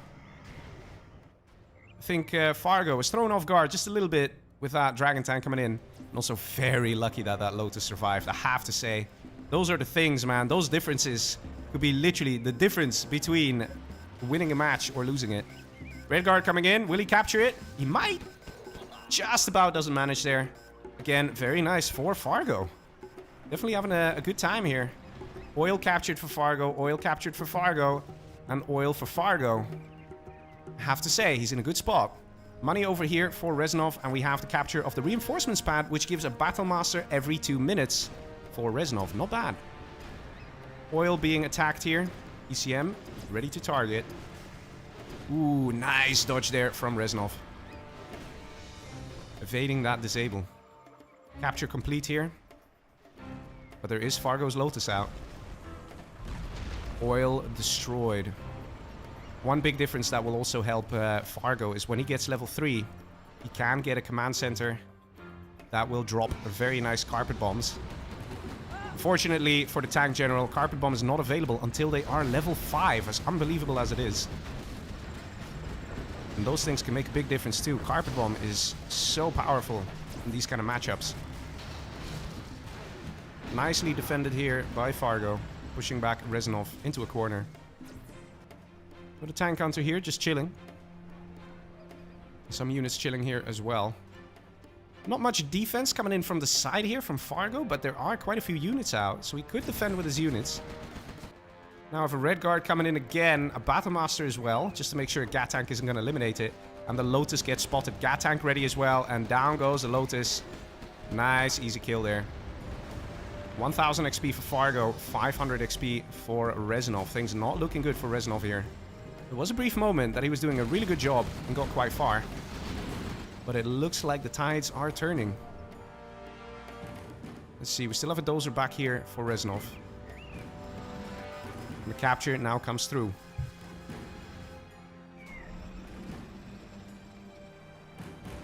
Units getting in position. We do see ECMs out of Reznov. Very important. We need to see maybe 3-4 more ECMs here if he wants to engage an army like this. Because basically Tank General has to disable the full freaking army of Nuke if he wants to try and do a bit of an engagement.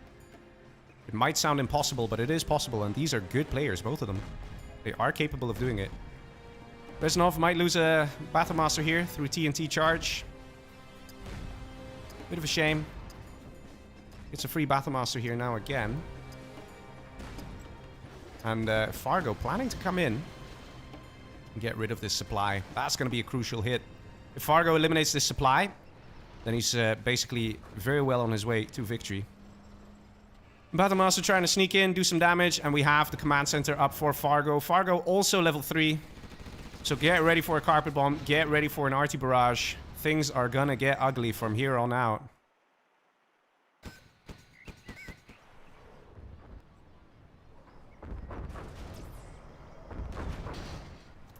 New cannon out as well.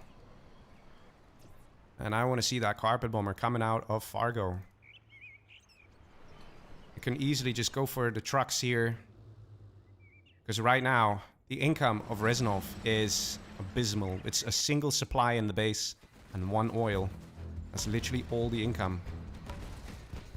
Fargo does have the other oil and has his base oil still. So Fargo is ahead in income. Getting a supply here as well. He wants to try and get these cash piles. Dragon tank coming in, not flame walling. Should definitely try and get rid of this. Oh, gets it anyway. Nice, nice, nice. Very nice for Reznov there.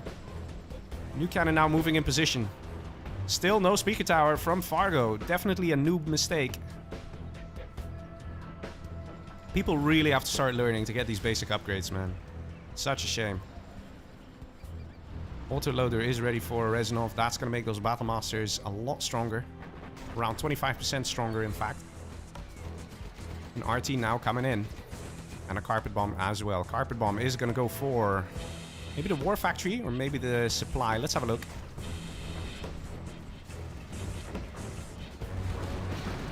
Ooh, nice new cannon there.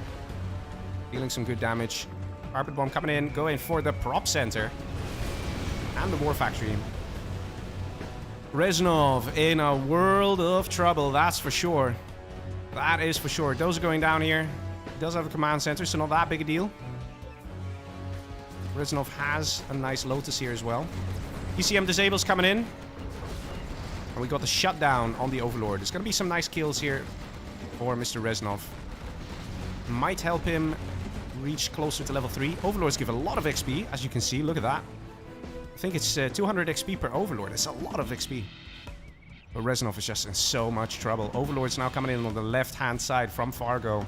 Fargo looking very, very strong here. Very powerful. Lotus here from Reznov. And the Lotus of Fargo hiding in the corner there. But what can Reznov do here? It is over. It is GG.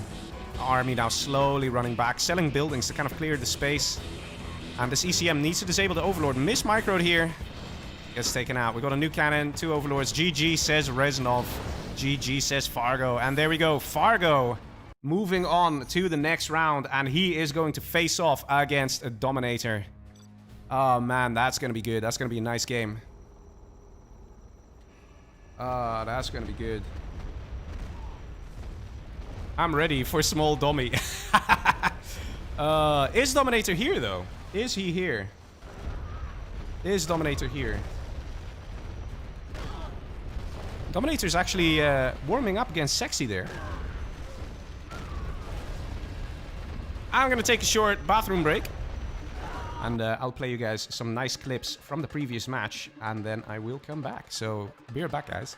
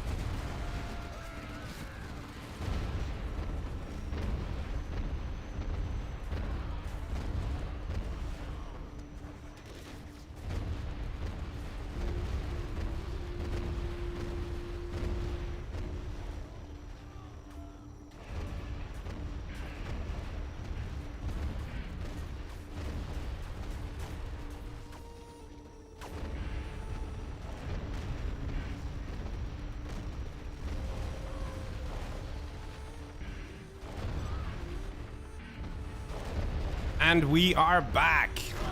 Let's see who is gonna join me. It is gonna be nice. Let me show you guys the brackets when the replay is over. Ooh, big size joining me right about now. Let's have a look. It's gonna be Shay versus Size. Oh man. The quarterfinals.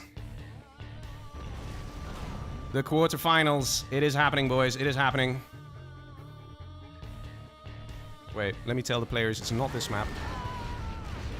I just have to choose the next map. Let's do that now. I don't have this map, says Shay. It's because you're a noob. I'm kidding.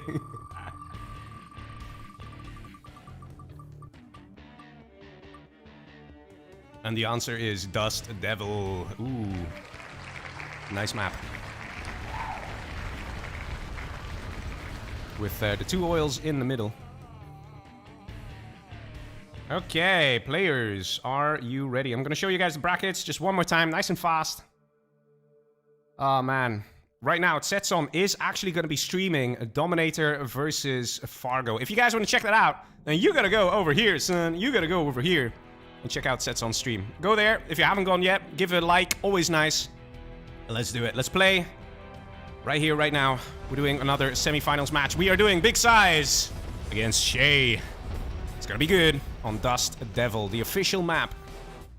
And here we go. It's USA versus Super Weapon General. Ooh. That's gonna be a bit painful there. Normal USA for Size.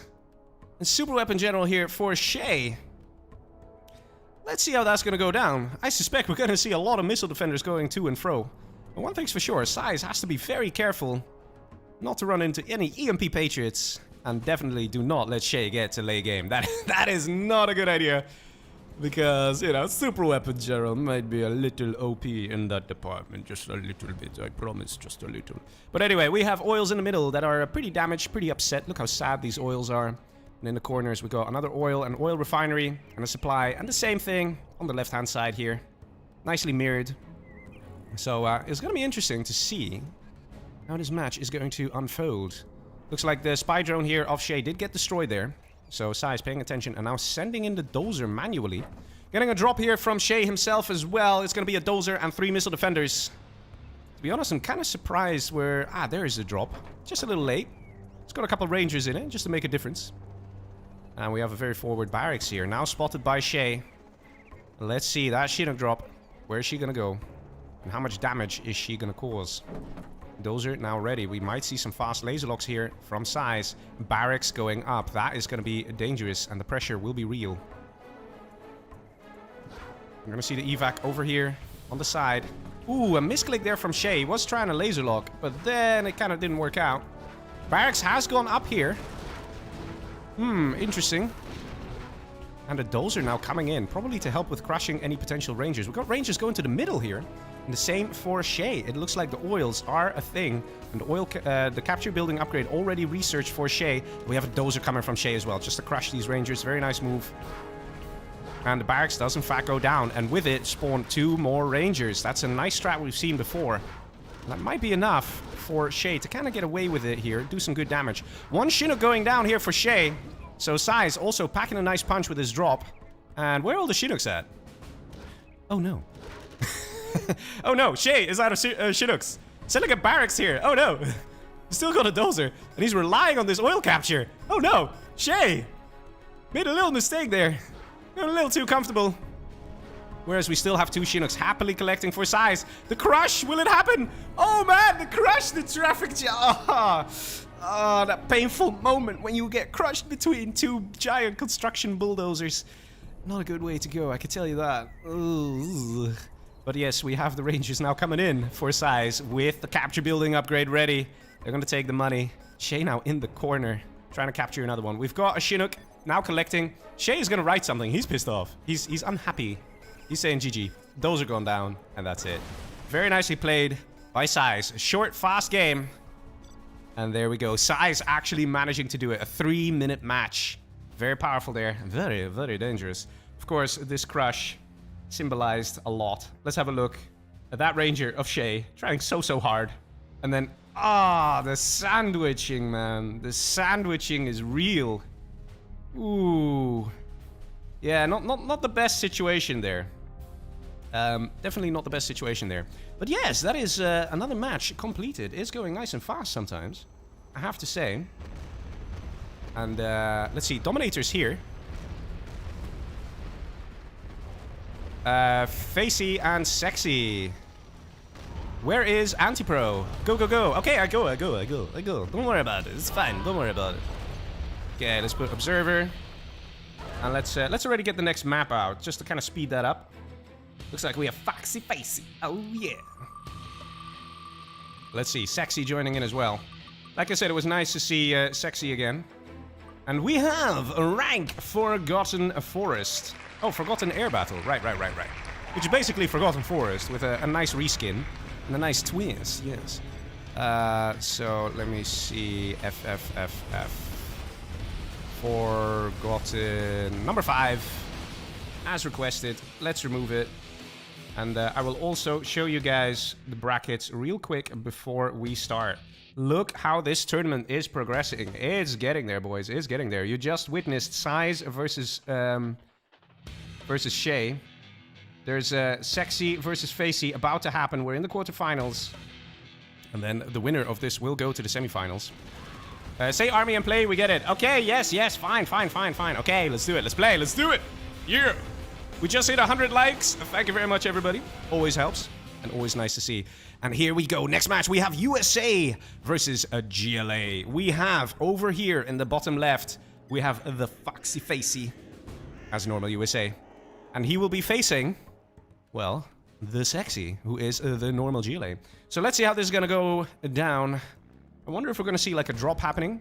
But let's have a quick look over the map. We've got the oils in the corners there. Always nice.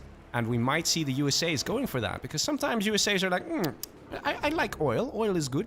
Got an oil refinery in the middle as well. That is usually forgotten about. Forgotten like the Airbattle. But that's fine. And we got Foxy Facey here coming in with a dual supply build. There's not going to be any no eco. Because against GLA, that's kind of risky. So good build order there. And the fast arms dealer getting constructed already. We have workers making a run for the little corner, for the oil, for both scouting purposes and maybe throwing down a tunnel. Maybe the GLA will say, you know what, I can do with some oil. We've got a drop coming in from Foxy Facey. Let's see what it's going to be. But it's going to be juicy. finds himself a worker here, building a tunnel, but there is a Mr. T ready. Ooh. This could work out for Facey. He gets one. And he might get a couple more. He's getting a barracks! No way! He kind of messed it up, though. Wait, it's actually building for a sec. Wait a minute. Is that allowed? I'm not sure if that was allowed. Dozer does go down, though, but that is something we'll have to check with the judges. Especially if Foxy Facey wins this match. As far as I know, you are only allowed to build scaffolds with the idea of actually building the building. So he did actually start constructing it for 2%. But yeah, I'm not sure about that one. And I didn't actually block anything, so I guess it's still alright. But it is one of those things that could be investigated further. We got the first Humvee coming now. We're gonna try and find a worker somewhere.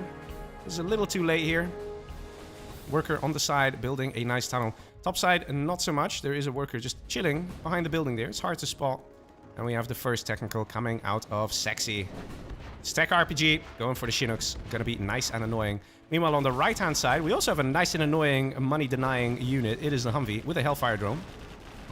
And no real micro here from Facey. Just easily losing that Humvee there. He's a little preoccupied over here on this side. And he might lose another Humvee here. Ooh, Facey. Gotta be careful there. This is a Vet 2 technical. That is gonna do some good damage. We need to see a Hellfire drone and a bit of dancing around this supply. Another Humvee might go down. Nice! Last second save there. Gotta say, man. That was nice. Still one Humvee remaining and 3 RPGs. He could try and gun it down. He could try and go in for the crush. But he has to get rid of this. Because it will become a problem. He's trying to gun them down. And going for the crush anyway. And there we go. Nicely defended. Facey living just a little bit more. A little longer. And he can continue collecting supplies once more. See the workers here building tunnels. Keeping those oils secure. We're not seeing any rangers, so it doesn't look like Facey is planning to go for those oils. Another nice tech RPG. Lots of Humvees out this time, though. And there is an ambulance. Very nice to see that early ambulance that's already healing this Humvee. Look at this guy. It's going to help with the engagements as well, because he's going to have just a tiny bit more health because of that heal. And the ambo, always great for the crushing and the distracting. And look at that. Nicely cleaned up here. Very well played. Technical, still alive, still alive, still alive. Hello, Facey, Facey, what are you doing? He lost the ammo for it. Bit of a miss micro, but hey, sometimes it happens. But so far, again, so far so good. Although this is definitely a point of contention here. There's got to be some care taken over here. This has to get destroyed because it's an excellent spot for Sexy to push out attacks. We might see something else happening. We might see a counter push. Ambulance has been rebuilt. Very nice. And the oil cap now coming through for Sexy over here. And the same on the top side. So Sexy's going to have a lot more income. Bunch of technicals out. But Facey wants to go for the push. This is a strat that could work. But he shouldn't waste time. He shouldn't stand still like this. He should focus. And this is looking like a scary army as well. 2 RPGs enough to stop the collection here. And Facey knows it's now or never. He's coming in with the attacks. He's got a load of Humvees. Got a load of missile defenders inside those Humvees. Hopefully he's going to have enough money to research the tow missile. That's going to help out a lot as well, especially with all the RPGs that might be pushed. And here we go. The techs are going to pop from this tunnel very, very soon. Or, never mind, he's going the long way around. And he will try and sandwich all these Vs. Everything is going to come down to this battle. The winner will be decided right here, right now. Who's going to survive this? Who's going to deal most damage? Facey in some trouble, but he is getting the kills. He's killing quite a bit here. And a lot of the techs are going down. So far, still 3 Humvees remaining. Nicely microed. And still, these 2 RPGs denying this income. And Sexy still has those extra 2 oils. So Sexy way ahead economically. It has to come down to this push, and it has to work out. Lots of tunnels being constructed here by Sexy. He knows how to play this game. We might see some arms dealers going up in strange places. Let's have a quick look here.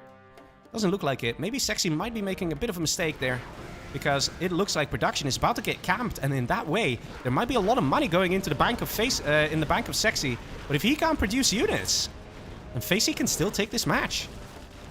And right now, that's exactly the situation that's happening. And oh, this Humvee. Oh man, don't lose Humvee. Oh my god. The Humvee got killed. Oh man, miss micro there. He had to be very careful, and he wasn't. Facey, in the meantime, let's see what he's doing. He's trying to defend just a little bit. But it's all about this attack. It needs to work. Don't send these guys back home. You need to keep pushing and get rid of that production. Sexy starting to get a bit more cash here. Look at that, 2,500 now. But the arms dealer does go down. Is he building new arms dealers? Doesn't look like it. Sexy might be in a bit of a panic situation. He's going way too much for the money. Even trying to steal the money here of Facey himself, but just not getting any units. And the problem is, Humvees are pretty powerful, pretty potent. Coming from down south. Nice move here by Sexy.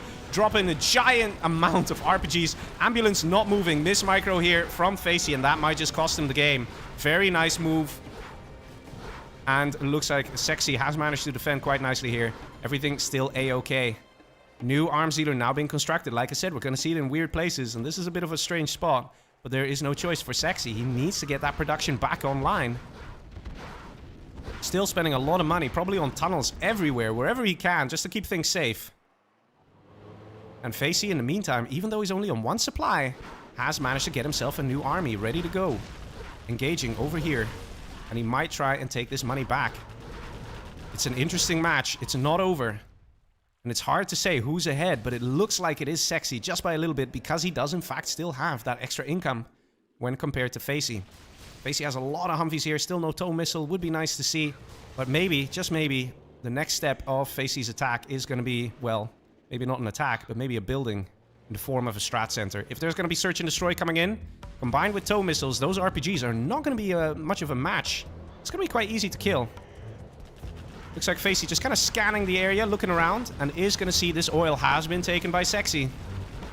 But the thing is, it's going to be so incredibly difficult here. Facey has to make some difficult choices, because the biggest problem here is the income. I mean, is the production here of Sexy. Palace now going up as well, not entirely sure why. Probably just spamming units at this point might be better. Then again, maybe just going for a fast Jarman Kale or some fast buggies also helps close out the game, so maybe not a bad move there by Sexy. See, technical coming in. There are some units out for Facey. He's got a dozer in the back here. Behind the firebase. But that is kind of risky there. Oil gets destroyed.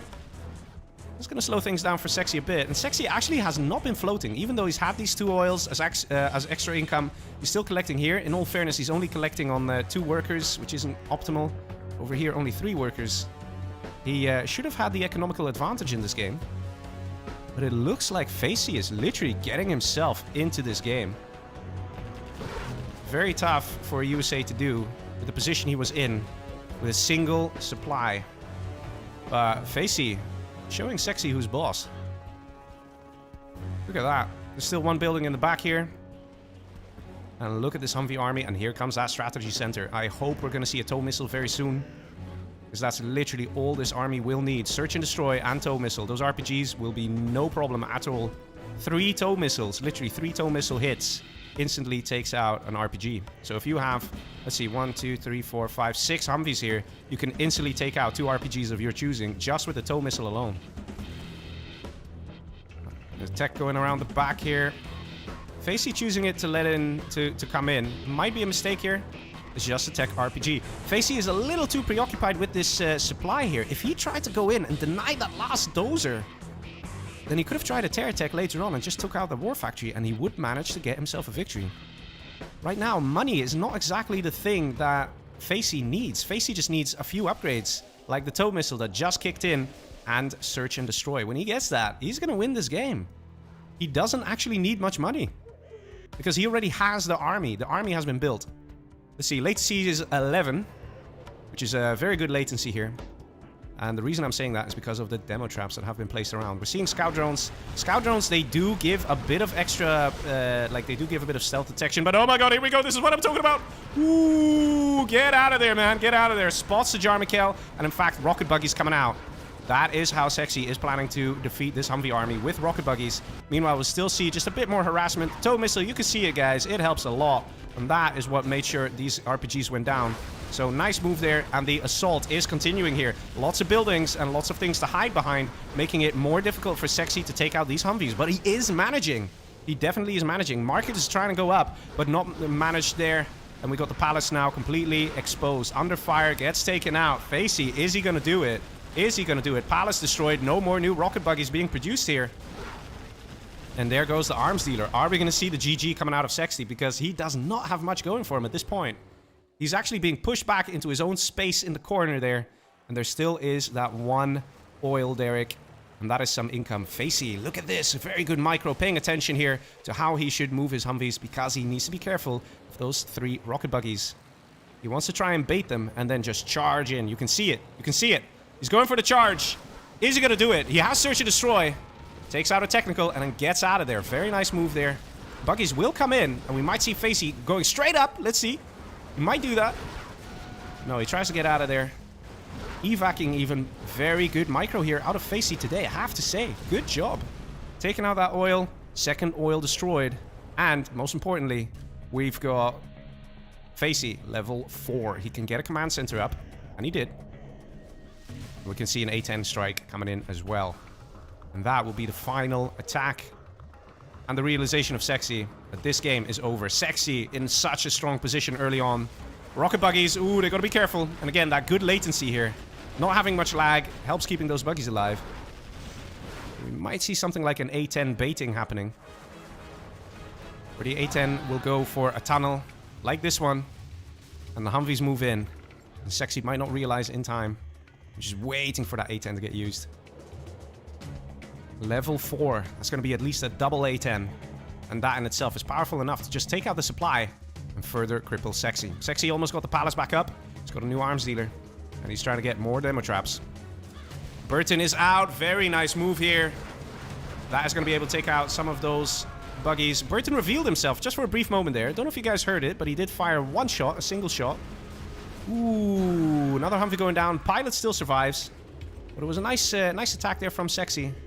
Units going back. And we got an airfield going up. We might see a Comanche coming out. Ooh. That's very nice and kind of rare to see. The Comanche could actually take out technicals and rocket buggies quite quickly, quite efficiently.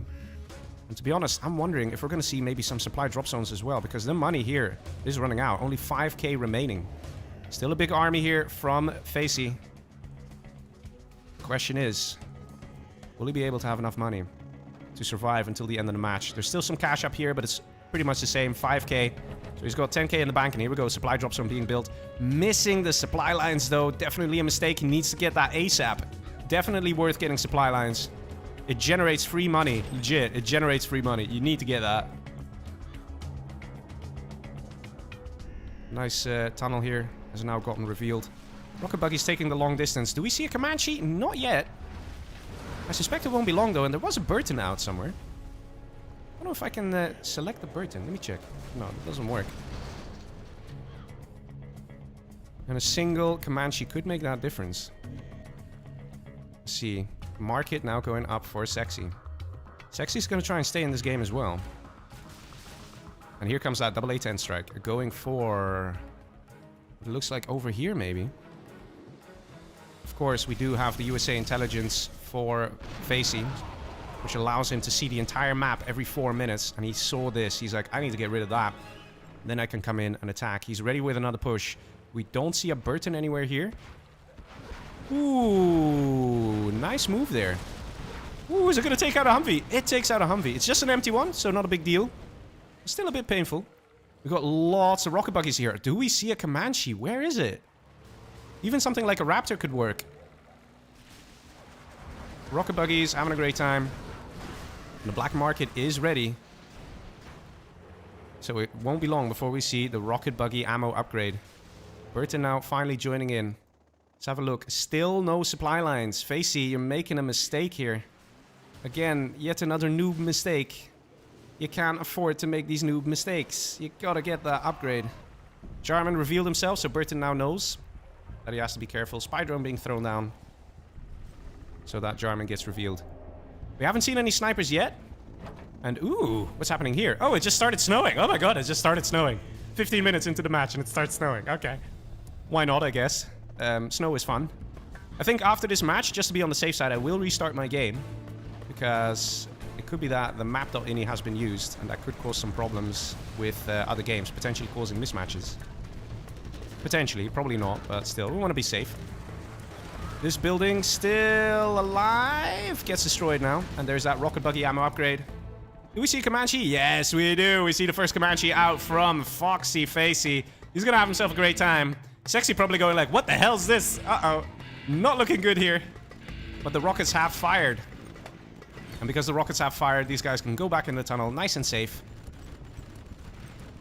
But it also makes things a little easier for Facey to attack. Facey, 3,400 XP. And when he gets to 5,000, he can basically win the game with general powers alone. But until then, that is definitely not the case. Rocket buggy's coming in. The rockets are bugging out. You can see that. It's I'm not sure if it's a bug or a feature. But when rockets generally have too much airtime in the game, so when they're literally just flying for too long, they start disappearing. And in that way, a Humvee can just about outrun a rocket buggy. Just about. The Humvee has to be driving at full speed. Comanche managed to get rid of that tunnel there and gets veterancy for it. We might see countermeasures. Also a great upgrade. The only problem is it costs $1,000. And I don't think that Facey's got that much income that it's worth getting. Maybe he'll still do it though. Countermeasures basically acts like an aircraft armor thing. That gives all aircraft around 33% extra health. It's kind of insane. Tomahawk coming out of Facey. Interesting choice. Don't know if it's going to be the right move. Oh, hey, random building there. Looks like Facey might just take that out. Let's have a look at the secondary eco here. Market, market, market, market. That's 4 markets. Sexy is worming his way back into this game. Still no supply lines from Facey. And only 2 drop zones. Mind you, if your supply lines does get researched, drop zones actually give a pretty decent amount of cash. Right now, things are not actually looking that great for Facey suddenly. A lot of rocket buggies, a couple quads in the back. Jarman. It's gonna be tough. Gonna be very tough. It's gonna have to do some magic with the Tomahawks and then try and keep them safe from the remaining rocket buggies. Jarman is gonna snipe this guy easy as well. Fires away. Fires another 2. Nice. He fired all at the same target. Not exactly ideal. Comanche under attack. Oh man, the miss micro! The miss micro, man. Oh, that's a shame. Trying to force fire to Jarman here. Not a good move. Facey making a few micro mistakes that might just cost him the game here. Ooh. Couple units going down for both players. Still a building in the back there for scouting. Nice. Gets 2 buggies. Definitely worth it. Tomahawk only costs 1,200. A rocket buggy here costs 900. So if one Tomahawk can take out 2 rocket buggies, it's already worth it. Sexy now, level 3. This, he's got to keep them alive, man. He's got to be careful. He's not microing the Tomahawks very well. Pilot does survive. That's always very useful for USA. Let's see. Another push coming from the right side here.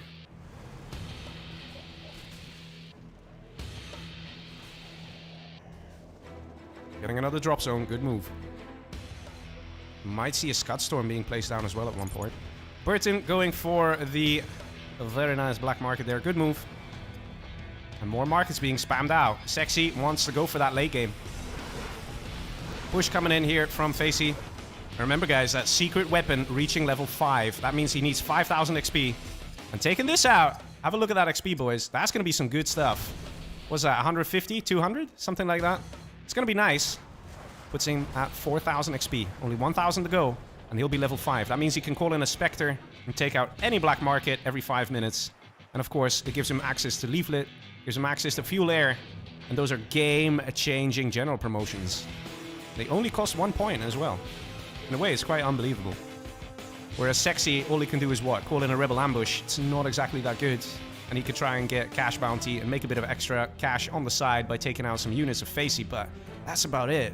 Sexy really needs to reach level 5, just like Facey, if he really wants to be effective. He'll get the Anthrax Bomb, he'll get the Sneak Attack, and that changes things. Ambo left behind here. And we got an army moving out. Not many scout drones here.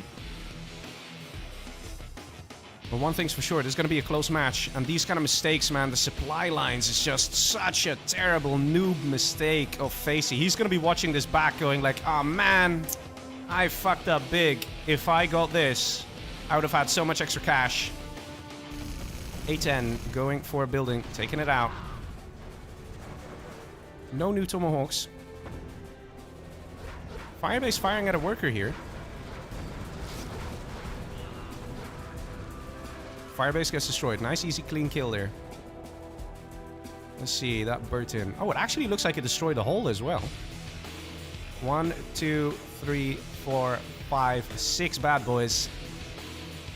Versus 1, 2, 3.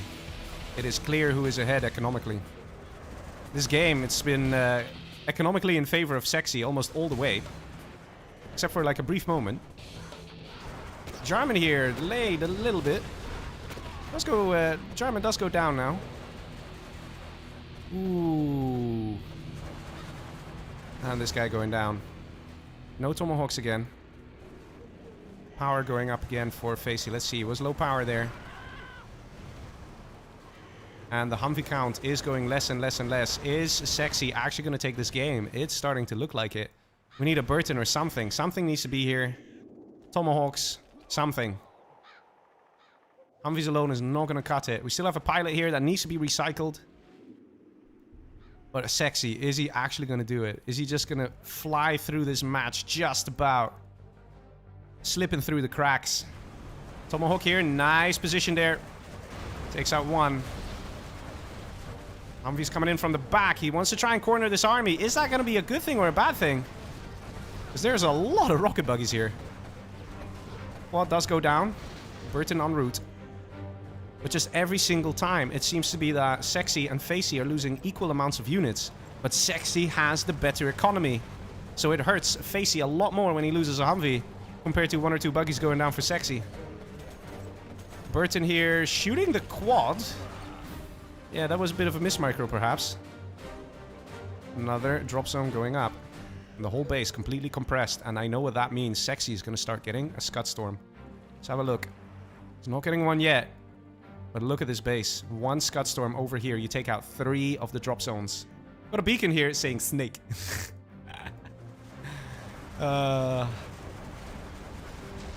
Unbelievable. Those small mistakes here and there of Facey not getting the supply lines. Small mistakes. He was at one point definitely ahead. I made a massive mistake, says Facey. I went for snipers. I don't know if that makes that much difference. Instead of level 3 A10, GG, says Facey, and surrenders. It is Sexy who takes it. An unbelievably close match. All the way, man. All the way. So incredibly difficult.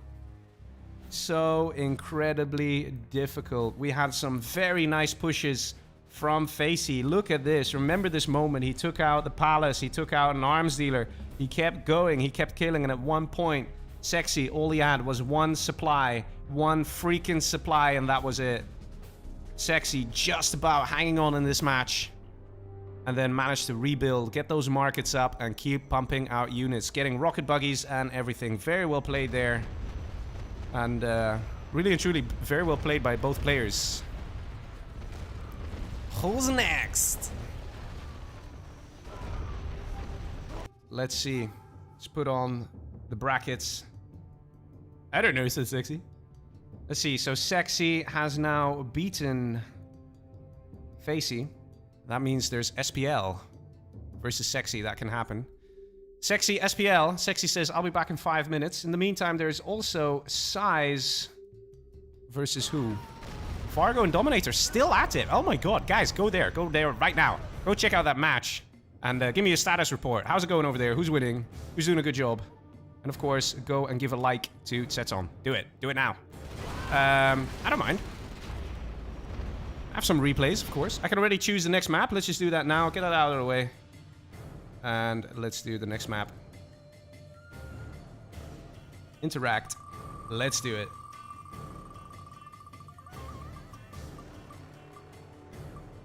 Barren Badlands. A very, very aggressive map.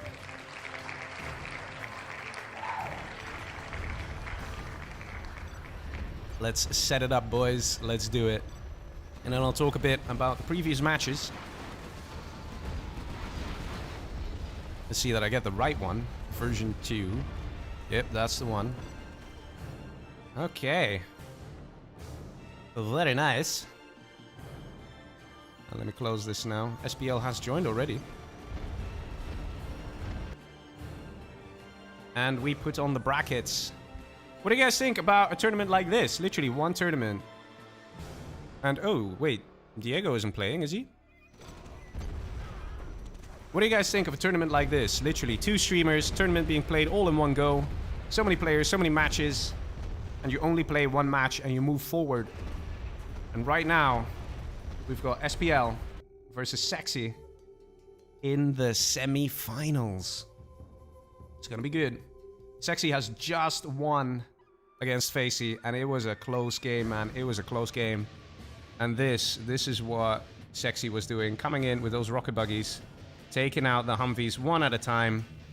And these were really the mistakes here for Facey. Coming too close to those rocket buggies. You had to find a way how to properly do it, but it's so tough. So lots of aggression in this game. And Sexy so close to dying, twice really. But he managed to pull through, just about. So the more we're getting into the tournament, you can see the skill level is starting to shoot up. And I have to say, very nice game here. Look at this moment. This was one of those deciding moments. The first real big deciding moment. And Facey took out so many units of Sexy. That allowed him to keep pushing and attacking. There you go, boys. There you go. Also, we saw the aggression on the left-hand side of the supplies there. Sexy constantly going for that income. Making sure that Facey just didn't have a good flow of money coming in. But eventually, Facey managed to pull through. So, yeah, nicely played there. And of course, in the very beginning of the match, we had a questionable barracks construction there. But he cancelled it quickly, and he did actually build 2% of it. But either way, that dozer definitely helped out and crushed a bunch of the workers there. So that was a pretty good move as well. So let's see. People in the chat saying a Dominator won. And wow, a lot of people saying Dominator won. Dominator RT'd him. Okay. Poor Fargo. Okay. Mr. T in the chat, great name, saying great tournament configuration. Yeah, I think it's cool. It's something a little different. So right now we're gonna have a Sexy versus SPL. And then Setson is probably going to go for Size versus Dominator, assuming Dominator is in fact going to win. And then, of course, there will be the finals. Oh, man. So yes, ladies and gentlemen, if you've just tuned in, you have to do 2 things right now. 1, like this stream, and 2, like Setson's stream. Just scroll up, or actually I could just post the link again. Go there to his stream, give a like. And the reason is, the game is 18 years old. Come on, support the freaking community.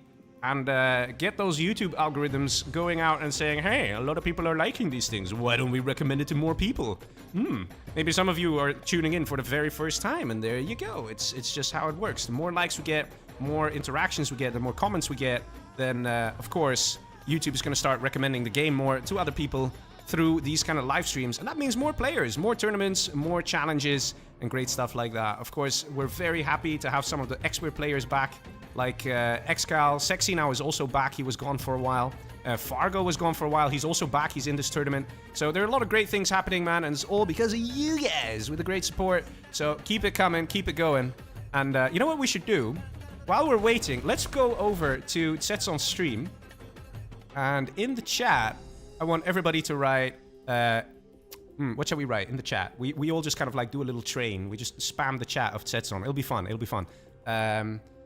Why don't we all write, I love it, why hello there, okay? So everybody go to Setson's chat. I'm just gonna say, everybody go to Setson's chat and write, why hello there, with a nice big smiley, okay? Let's do it, let's do it. I'm gonna join in as well, okay? There's a stream delay, so I have to try and orchestrate this a little bit better, but it's gonna be cool, it's gonna be fun, okay? So everybody write that, so why hello there, with a smiley face. Just do it, it'll be fun, okay? Let's do it, let's do it, let's do it. It'll be fun, okay? Do it, do it. No complaints, we're gonna do it, okay? Even you, yes, saying no, I'm not gonna do it. Yeah, we're doing it, okay. Okay, go, do it. All right, I've done it. Okay, I haven't done it yet, but, you know, yeah, okay. Stream delay, so I've done it. Okay, you do it too. All right. Okay.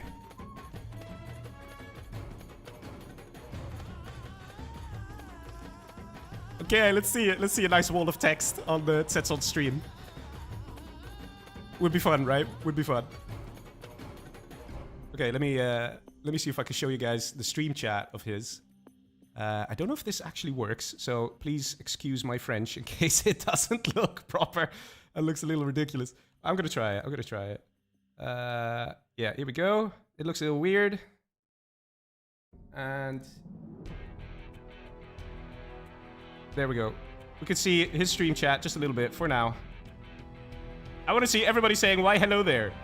Guys, come on, do it. Do it, do it, do it. We're waiting anyway. Might as well have some fun. Come on, boys.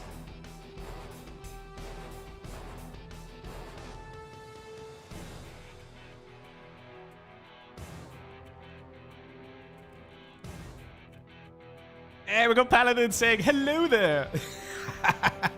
Oh, great stuff, man. Great stuff. We need more people. Come on, guys. Come on, come on, come on. Go to Tsetson's chat and write hello there. Come on, it's fun, it's fun, it's fun.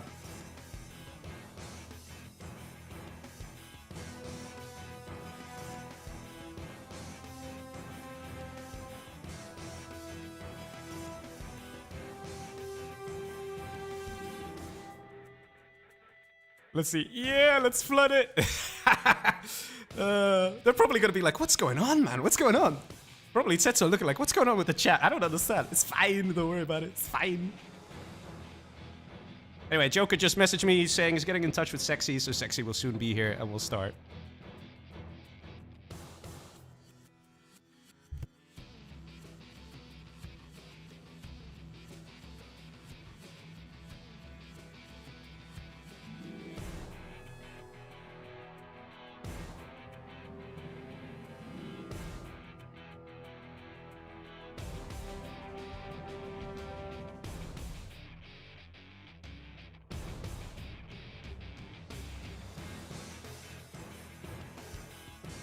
Jason in the chat saying, I'm amazed at my bandwidth. It managed to handle both the streams at the same time. Jason saying, dark mode please, Leggy. Oh my god, you guys, you guys. I don't even know how I can do that here. Because I did it inside of... Actually, I think I know how. Wait. Wait, how do you do dark mode? I don't know. I don't understand these things. Doesn't seem to be working. I think I need to be logged in for that. Yeah, all the hello there's. Love it. Love it, guys. Great stuff. So great to see, right? So great to see. Yeah, we do have stream delay, so that's why it's not exactly easy to coordinate and stuff. But yeah, don't worry. It'll be fine, right? It's fun. Hola, ¿cómo estás?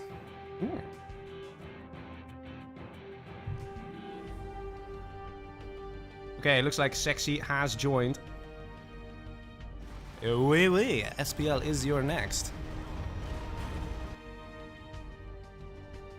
You can see on the brackets here, SPL versus Sexy semifinals. Here we go, boys. Are you ready? This tournament is coming to an end slowly, very slowly, ever so slowly, but also very nicely. We had a really good game last game. And that's the thing. The skill levels will start coming closer together here. So the games are going to last longer. This is the map that's going to be played. It's going to be Barren, Badlands, Balanced, version 2. Quite the tongue twister. But it's okay. Here we go. Ladies and gentlemen, are you ready? Best of one. Let's see those armies. What's it going to be? SPL, the Legend versus Sexy. It's Toxin versus Inf yet again. Which, as you guys saw before, not exactly a bad matchup. We've got Sexy as the Tox. And we got Inf here for SPL. Привет, Godzilla. Let's see SPL playing here as the Inf on this map. It's going to be difficult, though. It's going to be difficult. There might be a slight favoring here for the Toxin, because they can come in with the Tox RPGs and easily try and harass some trucks and things like that. That being said, though, an infantry can just place down one bunker and then problem solved. All good, you know, it's all good. Jason saying in the chat, Setson's way too busy to check the chat, man. It's fine, it's fine, it's fine. He might just see like, huh, that's funny. I just see why hello there, like 100 people. It's fine, it's fine. We got a worker moving in nice and fast for this supply. That's going to be a nice spot to build an offensive tunnel. And let's see what's going to happen here. SPL, you are going for a barracks. And a what? Supply truck rush. No war factory just yet. No airfield either.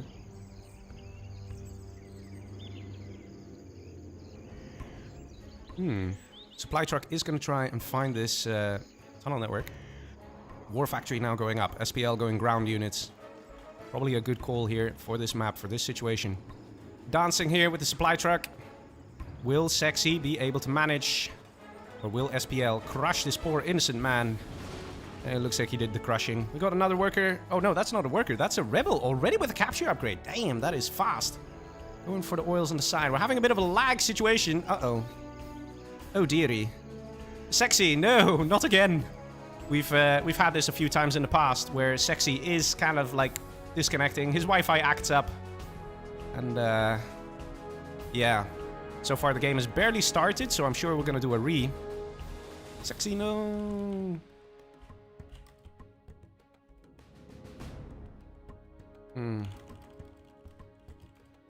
Just saying it. If he's out, we re. Yeah, because the game hasn't really properly started yet. We've only done 1 minute 30 seconds. Trust me, guys, it's much better that these things happen now, as opposed to when the game is already 7 minutes in and it's, you know, one guy's got a Scud Storm and the other guy has like 5 Lixes and weird things like that. So it looks like Sexy might be out. Let me check my Radmin here for Senor Sexy. And just give me a second here, guys.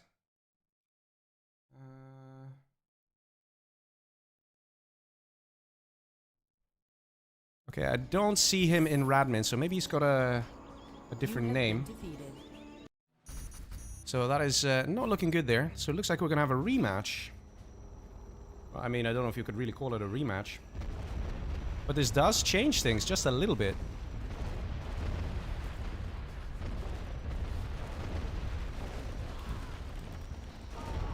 Fargo seems a little annoyed here. With your fake lies. Sexy is back. Okay, I will re-host there. So it was Inf versus Tox. We're gonna try it again. Let's see how it goes. So it looks like Dominator has won. Yes.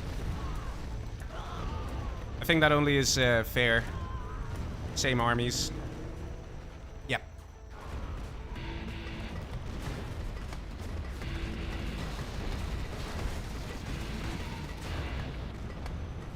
So yes, it was Sexy who disconnected there. And we're just gonna I think that's most fair. Same armies.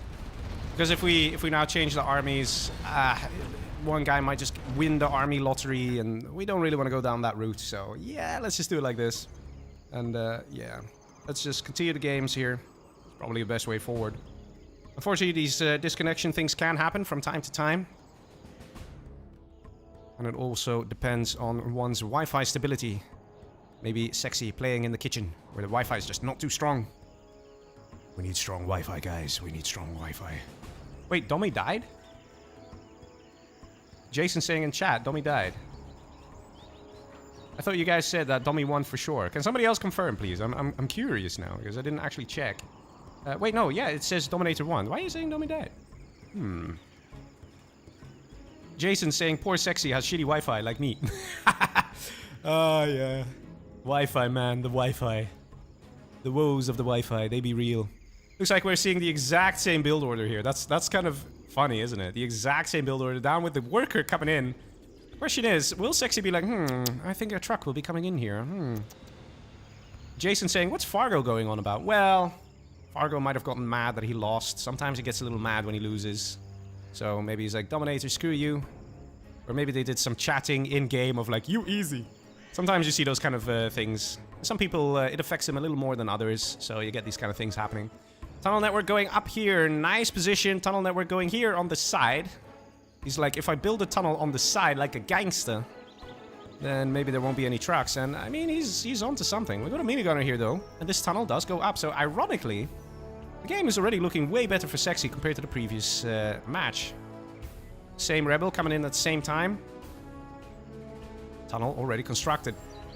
Sure, SPL is a little annoyed about that. He probably didn't think that Sexy would do the exact same build order in the exact same way yet again. Got a minigunner up top with the capture upgrade, so it looks like we're gonna have one oil for one guy, one oil for another guy, but Sexy being slightly faster there.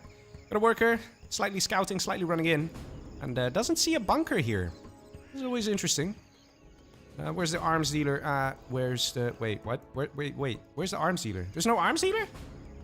Sexy only now getting an arms dealer. Very late there. 2 minutes, 10 seconds. I think he just kind of invested in tunnels a little much. Got a minigunner here that died. One-on-one doesn't really work out. RPG coming in. Interesting. And we do see the crush of the dozer on that little worker. So far, I would say that Sexy's in a good position, apart from one thing, that really, really late arms dealer. Dragon Tank coming in, gets denied by the tunnel. And Dozer moving up now as well. This micro here by Sexy gonna lose that RPG. We have an outpost coming in from SPL now. He's gonna try and take out the tunnel. Is this a full outpost? It does look like it. Are there minigunners in here? Yes, there are. Easy, clean kill.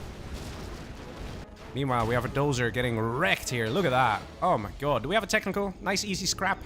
A third tunnel. Look at the defense out of Sexy. Look at the defense.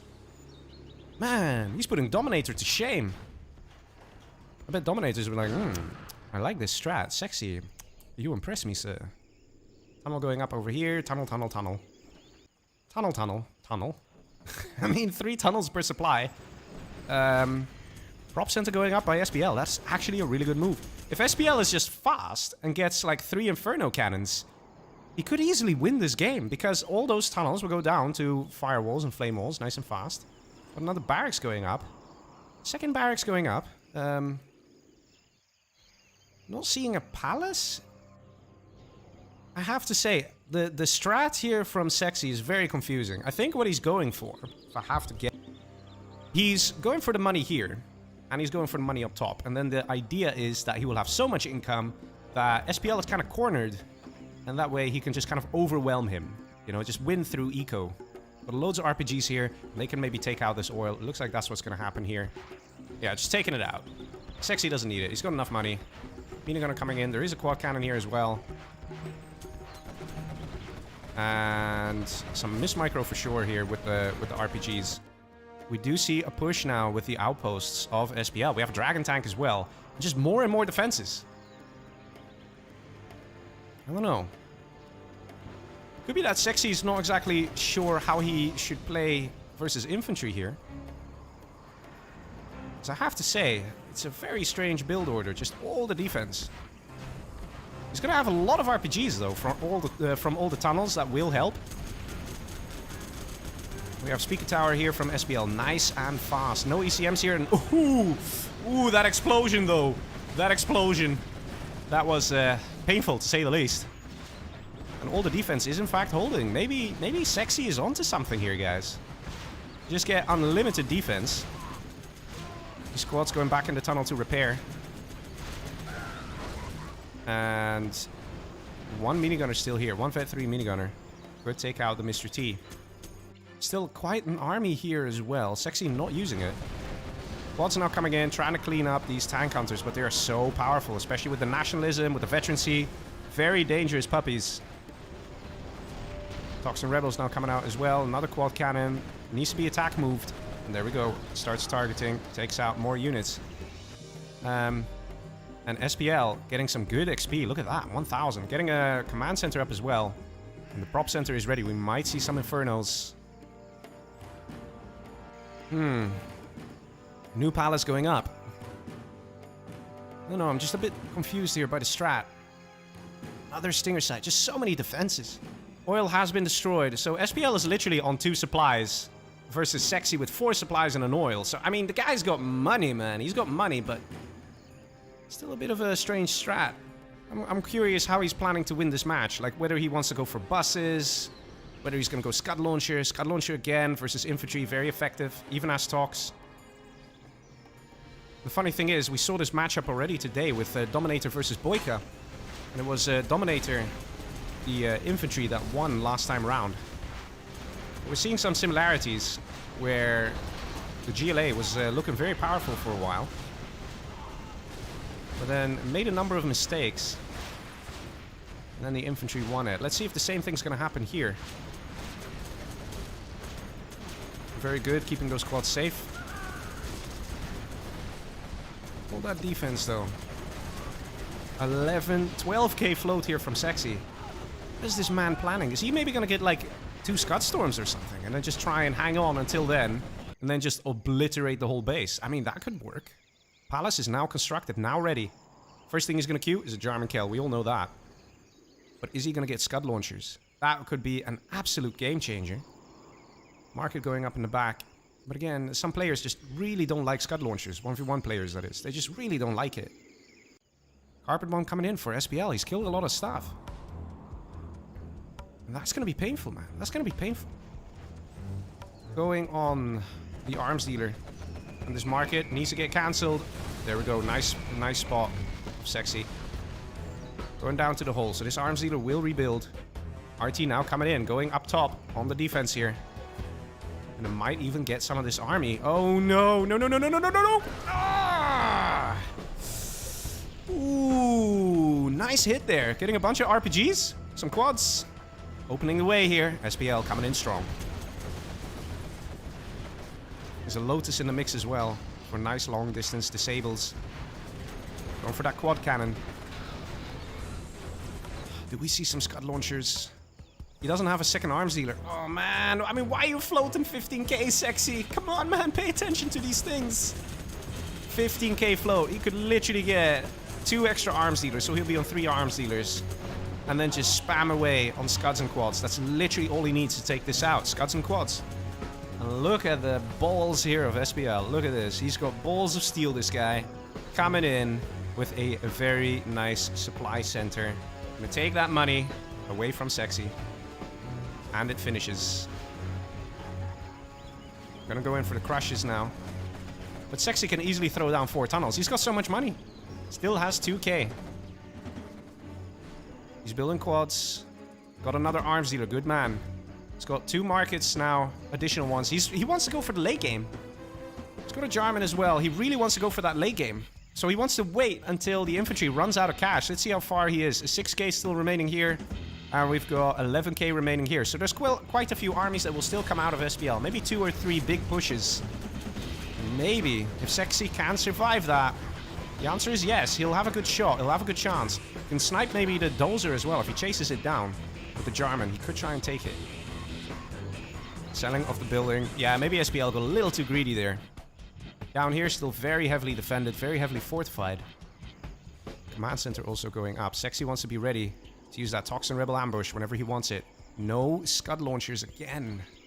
And these are such great places to use them. You can put a tunnel behind the supply and fire over the supply to attack incoming armies.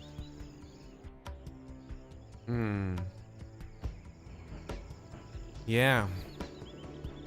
New army getting established. No Inferno cannons. Also a mistake by SPL. If he has just a few Inferno cannons, he can gently push his way forward.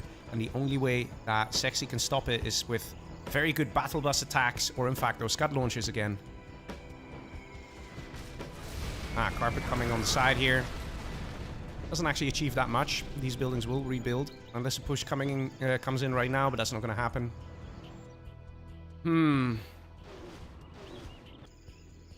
Sexy. I see what he's going for. He wants to go for the late game. Look at this. 1, 2, 3, 4, 5 markets. We're 10 minutes into the game. 5 markets, and he still has that oil in the back there.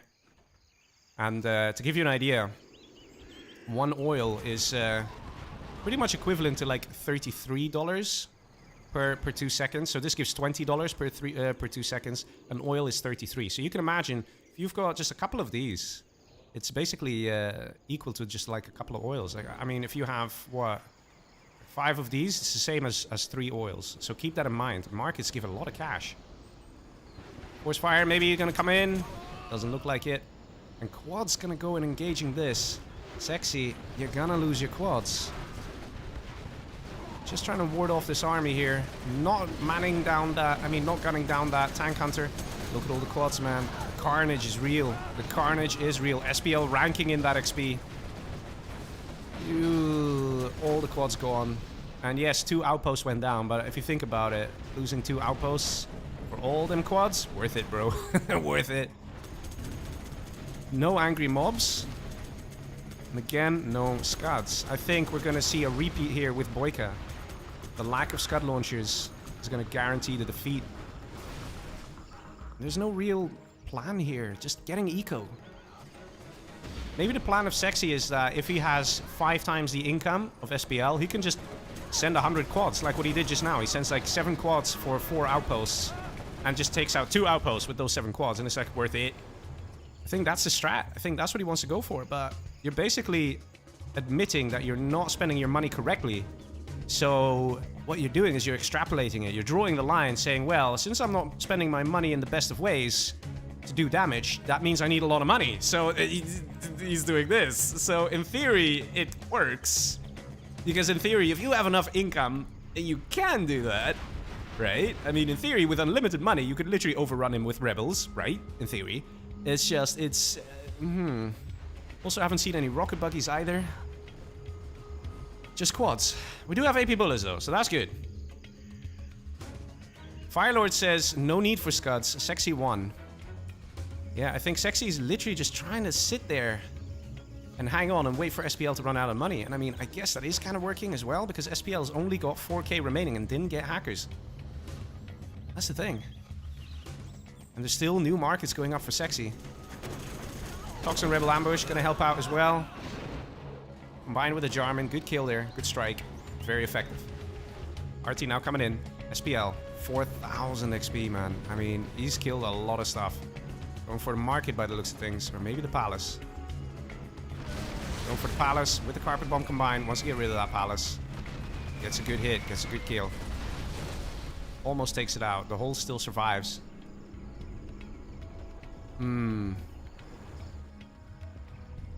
Unlike the previous match, where we had Dominator versus Boyka. Dominator had a lot of money that he could take in the map. But I guess because of all this bunkering from Sexy, it's just too difficult for SPL to make a push on something like that. And Sexy, with all the money in the world, he's just literally waiting for SPL to run dry. Literally. Money soon finished. And that is literally SPL out. He can't do anything then. So even though the engagements here were not favorable for Sexy, the unit composition was not favorable, he just literally kept spamming and just tried to stay alive in that sense, waiting for the infantry to run out of cash. And that's the strat, and it worked. It actually worked. And now look how many quads there are. Sexy is ready for an attack. Legit, he's got so many quads. But he's literally winning this through just sheer firepower. And the MiG, what the hell was that? What the hell was that? Just fired at the edge of the cliff there. And the MiG goes down. We have a push now on the left-hand side. A couple of quads moving in. And we see now a panicked SPL getting some hackers. And Sexy again floating 10k. Going for the prop center. This is it. This is it. SPL out. GG. Unbelievable. Very interesting strat. Very risky strat. But I have to say, Sexy made it work. Unbelievable. Look at the money collected here. More than double. More than double of SPL. And by quite a chunk as well. Imagine SPL got a 60,000 cash injection. The game would have changed totally. But Sexy, yeah, he just comes in. Defends like crazy. Takes those supplies. And makes sure that he keeps them. SPL runs out of money. And Sexy wins. GG, well played there to Sexy. And very well done to eliminate such a difficult player like SPL. He's a very good guy. So, well played. Oh, GG. Oh, we have Stanislav TV. Looks like he's ready as well. Who's next? Oh, actually, we have the finals now, don't we? Oh, it seems like Size has actually beaten Dominator here. It looks like Stanislav TV. Let's see. 3rd place. Oh, right. 3rd place. SPL, I guess. So it's going to be Sexy versus Size in the final.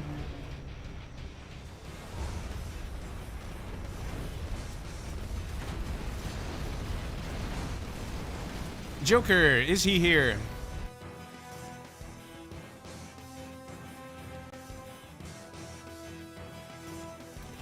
Okay, SPL, Domi, join, Tsetson, Leggy, U2. Dual stream. What?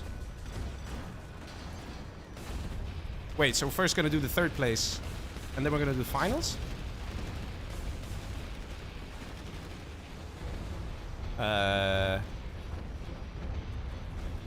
What's going on?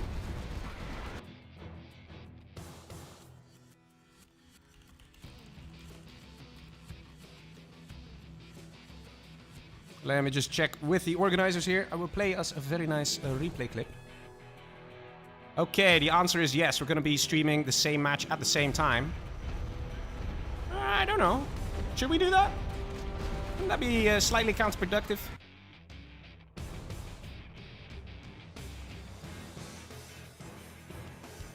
Oh, it actually looks like Setson was waiting on me.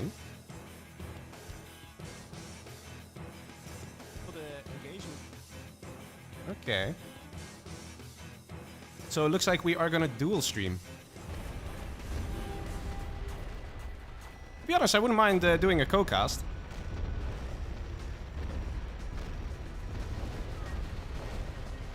I think it makes more sense. I mean, we could also co-cast with Facey. I mean, that would also be pretty sick, right?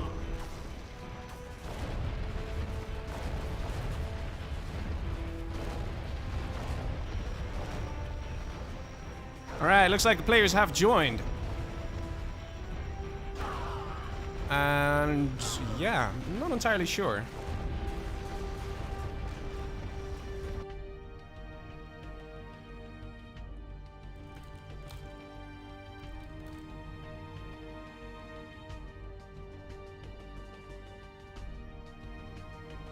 So it looks like first the third place is gonna happen.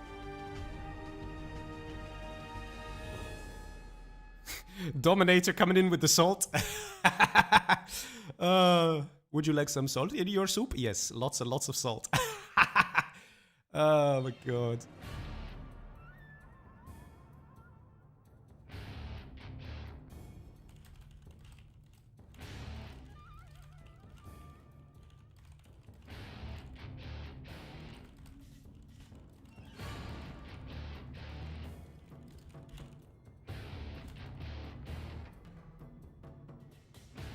Alright, so Dominator is here saying what map. SPL is here and Sai is also joined for the lols. Einstein's Apples is saying I'd much rather watch you than Sesson, to be honest. Yeah, everybody's got their preferences. I know quite a few people that prefer Sesson. He's a great caster, honestly. But I don't know. Like, I wouldn't mind doing a co-cast.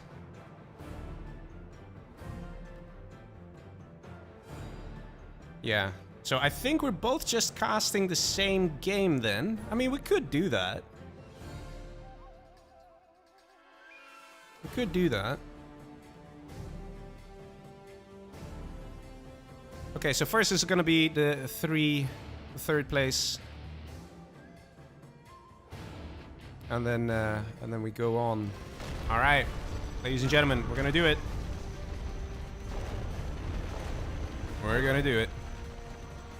Kicked and banned. Oh, poor size.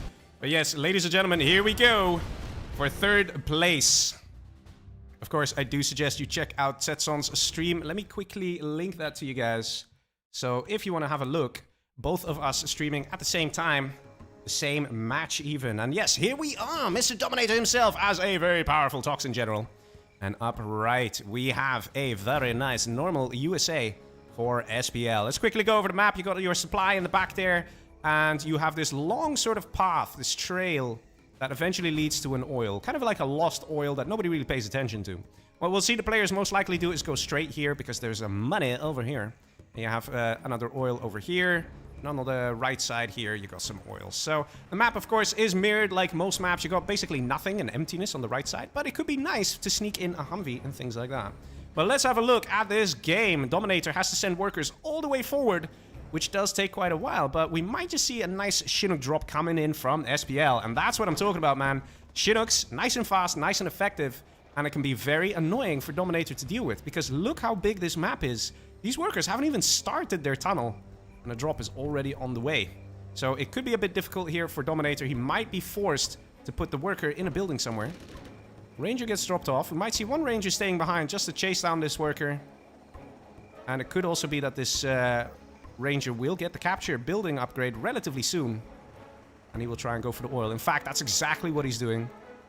Let's keep an eye on this. Oh, wow, he's already got it. Okay, going quickly for all the oils. Chinook, of course, being perfect to try and get those oils. This one, though, this tunnel might go up in time. saw a bit of a delay from SPL there. Dominator here with the tunnel in a nice spot. He's going to try and make it and manage. Tunnel trying to go up on the left top. But a Humvee is en route, probably with a Ranger inside as well. And, ooh, this Ranger arrived just a little bit late at his destination. And he's not going to make it. Sorry, dude. You did. And that also is very nice for SPL here to deny... I mean, for Dominator to deny that capture. Even here, capture denied. So far, that capture building upgrade, only managing to capture 1 oil so far. Humvee coming in on the top side. Of course, because the map is big, the very beginning, SPL reigns supreme with the Chinooks. But later on, Dominator will have that advantage of GLA's teleporting networks. I mean, tunnel networks. And, ooh, Terror Tech here. Does it get dodged? Ooh, nice. Nice stop there from SPL. Definitely a bit of luck. And I don't know how he's shooting through the building, but he was shooting through the building. Let's see, over here we got a Ranger trying to do the capture. There is a small chance Dominator's not going to pay attention to this section. And SPL's at least going to get that $1,000 capture bonus. Let's see, the tunnel over here was denied. Looks like a dozer went for it. Dominator now also seeing that this oil has been captured. Technical coming in. Ooh, look at that. It gets taken out. Ooh, very happy, lucky SPL. Getting that second oil. It's going to be on 2 oils. Probably not for long, but he does get it. Look at that. Meanwhile, we have an oil capture here for Dominator as well. And Dominator with a very dangerous forward tunnel. And this is where things get a little iffy, a little dangerous. SPL has to be very careful. He's got his last dozer here boxed in. And the question is, what is SPL going to do? He has to take out these offensive, dangerous tunnels. It is absolutely crucial at this stage. Oil now being recaptured. Dominator's going to have all the cash in the world soon. And all the map presence. And oh, no. Oh, ugh. Not looking too great there. Lots of technicals coming out. So that was Dominator kind of gently flexing in the direction of SPL, saying, listen, buddy, I got techs. You really want to fight me? You really want to do that? Second tunnel going up. Excellent decision there to really fortify this section, make it difficult. Having the high ground as well. It's going to make it very tough for those Humvees to do anything. Right now, a single supply for SPL. And we have 1 oil. That's about it. Dominator ready with a technical. There's something inside. It's probably a rebel. And look at this. Dominator really having a great time here. Look at all the techs. Ready for the charge. And he's going to take a route that the enemy will not suspect. SPL now going to go down the middle. His base completely exposed. Getting a Crusader out as well. SPL is not trusting the situation. And we might have a bit of a base race thing going on here. Maybe SPL wants to go straight down over here and take out some of the tunnels and the arms dealers. But there's a double arms dealer here for Dominator. He can produce. And we have a nice attack. But have a look at this, boys. Have a look at this. Things not looking good for SPL. He's really in a tight spot. He needs to call back his Humvees or he is dead. That is a given. That is a given. I don't know where he's going. He wants to go in and take out a tunnel here. Ooh. Yeah. Definitely, well, I think that's a GG. I think if this doesn't do it, I don't know what will. SPL basically with a couple buildings left. No real eco. Even lost that oil here to Dominator. Dominator on such great income. GG says SPL, and there we go. And that is a Dominator taking a 3rd place. Very nice, very fast match. Yeah. Look at the cash, man. Look at the cash. SPL came with a nice early aggression. He tried to make it work. But there you go. Well played there. Dominator taking a 3rd place. And now we're going to see size versus sexy in the finals. Let's see it happen, boys. Let's see it happen. Oh, man. That Terror Tech that came in from Dominator. That got denied quite quickly by SPL. He got a bit lucky there as well, for sure. Can I obs final?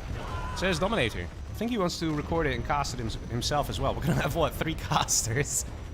Oh my god. Imagine we do a 3-way co-cast. Ooh. Oh. Also, we had a bit of a lucky oil capture there for SPL. Oh wait, I'm playing the same clip. Never mind. Ignore me. And let's see. Dominator says, never mind, I'll watch it. GG's.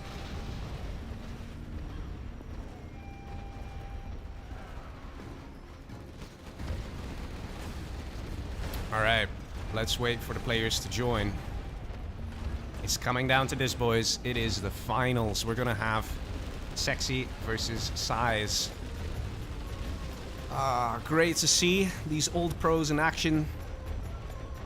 And it was a great day when Size returned to 0 Hour. And it's also really nice to see Sexy coming back and immediately finding himself in the finals of this tournament. Of course, there is still a bit of army luck here and there, things like that. But either way, a very nice game so far. We've got 200 viewers. Hello, everybody. I know I keep saying it, but I really do mean it, guys. If you haven't already, go to Zetson's stream and give him a big fat like if you haven't yet. Always support the community, always support other streamers. Here we go, Sexy has joined. We also have to wait on the Mr. Stanislav TV, that is Zetson, to choose a map. Let's see what the map is gonna be. Let me put up the bracket for you guys while we wait. You can see the bracket has filled up very nicely there. Best of one. One match is played every time. This is gonna be nice, man. It's gonna be nice. We're right now in the finals. This is gonna be the very, very last match. Sexy versus Size. Jason in the chat saying, ooh, that would be fun. Einstein's Apple saying a 3-way co-cast. Ooh, throwback to General's Gentlemen. Oh yeah, man. They were like the real OGs when it comes to 0 Hour. They were around a long time ago. In fact, I was an avid watcher or viewer of their content long before I started my own channel. And I always really enjoyed them. They did some really good casts. Unfortunately, in their later years, they kind of started focusing on other things. They got more involved with their lives and things like that, so they didn't really have time to keep casting.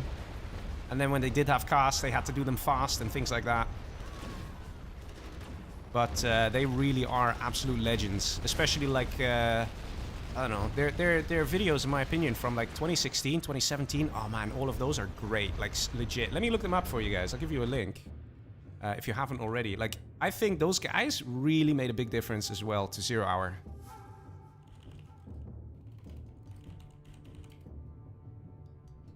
But yeah, they were around a long time ago, so not all their content will be in full HD.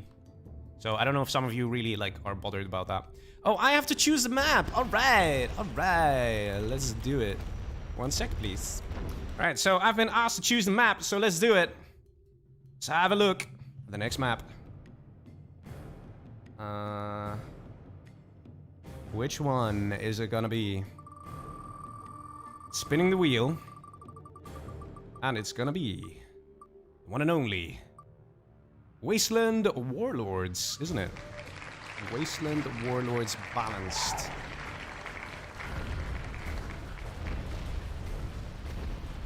There we go. That is the map for the finals. Right here. Sexy versus Size. It's gonna happen, boys. It's gonna happen. Just waiting on Size, doing some stretches. Alexander saying a best of final. Oh, it's gonna be one match, just one match. Whoever wins it wins the tournament. And of course, if you want information about this tournament, then I do suggest you check out the link in the description. You can check out this glorious tournament in honor of generals being 18 years old. Oh my gosh, 18 years old. Let's have a look. I didn't actually talk about the prize pool yet. But we do have a $175 prize pool here. $125 sponsored by AK Baloney. $50 sponsored by Nickname. So the winner is actually going to take $100 here tonight. And the runner-up is going to take $50. Third place, that is Dominator here. He won $25. So very nice. Of course, this might not be the most, let's say, voluptuous tournament when it comes to the prize pool. But that's perfectly fine. We have a lot of big tournaments going on. And this is more about celebrating that 0 Hour still live. Still going strong. No biggie whatsoever.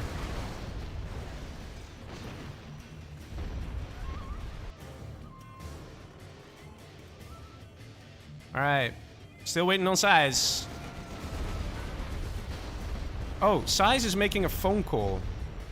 That is what's happening. Size is making a phone call.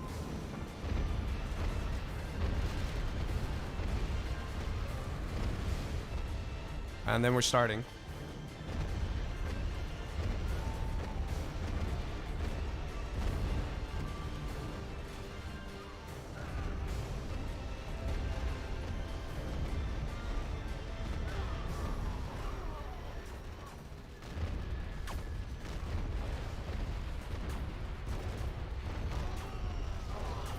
So far, we've been having a great stream. 3 hours and 15 minutes on the clock. We've had some great matches. Let me just have a quick look through my replays here. Maybe I can play some nice ones. In my opinion, one that was absolutely beautiful was this one that we saw. The B2 bomber from Abuka getting shot down by Dominator as tank general, who was already dozer hunted and taking that out. It wasn't exactly necessary. It's not like he needed to shoot it down, but just the fact that he did. It's so rare to see, so nice. Really love that moment. Another one that was a bit of an oof moment was over here. Now versus Fargo. When that Overlord crushed all those tank hunters. Oh, man. Yeah, that was a bit painful. I've been requested to contact Size. And let me play another nice one. The very first match here. That was pretty good. We had a Licks coming in. Didn't quite work out.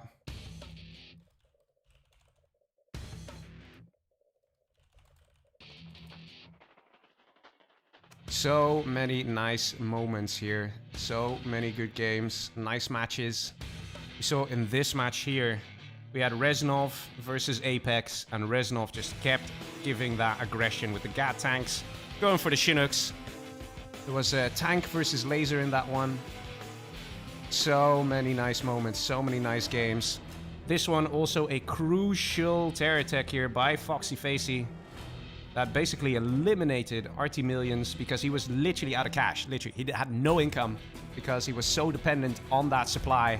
And it slowed him down so much that Facey won the game. These great actions, man. That's what makes this game so amazing. One action can make such a difference. And also, check this out. This one is comical, in my opinion. We had Azure Pro versus Anti-Pro. And those are going to near death, going like, oh no, screw that. Doing a nice U-turn. But even that match, it was a really nice match. A very close one, actually. But Azure Pro didn't make it. Anti-Pro eliminated him and went on because of the kill on that Overlord. I'll show you that. Very nice moment here. Very nice move. Everything came down to that Overlord. That Overlord had to live. And when it went down, with it went the chances for Azure Pro to continue on in the tournament. We also had a really nice killer match. Boyka versus Dominator. We had a lot of action happening. A lot of great moments there. Such as this, using the height terrain difference. There is a height terrain difference. It's hard to see, but it's there. Giving just a little bit of extra range to that Dragon tank, so it could take out the tunnel network without getting fired at. And Boyka, of course, showing us his legendary terror attacks, like this one, just coming in, and boom, the whole army going down. Good stuff. That was a really nice match there as well, with lots of action. And a lot of careful play, really, from Dominator. He did not want to rush it. He did not want to have any problems. And even this move was very nice, very calculated. Dominator going in for the command center capture just to prevent a rebel ambush. You can see there, he was level 2 with 1,300 XP, so very close to level 3. So doing that capture, actually slowing down the potential rebel ambush, the Toxin rebel ambush, made a big difference. We had so many nice games, so many nice moments here. Reznov versus Fargo. So incredibly close and taking out this Lotus. Look at that Gat tank. The Gat tank was not being microed. And the Lotus survives and captures the oil. That was so painful there for Reznov. But that match also was very nice. We saw Shay versus Size. With Shay needing to get the oil capture because he was out of cash. But then the Ranger got sandwiched between two dozers. Ouch. That definitely hurt. But yeah, we also had a really nice match here with Facey versus Sexy. It came kind of close in that one. And Sexy just about managed to survive and pull a victory. And because of that, Sexy now in the finals. So, very nice. And Sexy also coming in strong with the eco in the match versus SPL. Look at the danger here of SPL. It shows you what a good player he is. But then eventually, with all those defenses, it did in fact pay off. Okay, Sai says he's coming.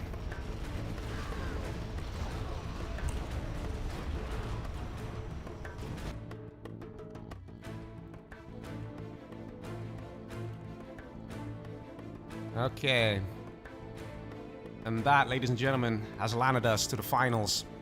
Sexy versus Size. Size needed a moment, but he's here now. He's just getting ready. He had a phone call. Size is coming. Stanislav swearing for some reason. I think he's just trying to play with the name Sexy. See when it works, when it doesn't work.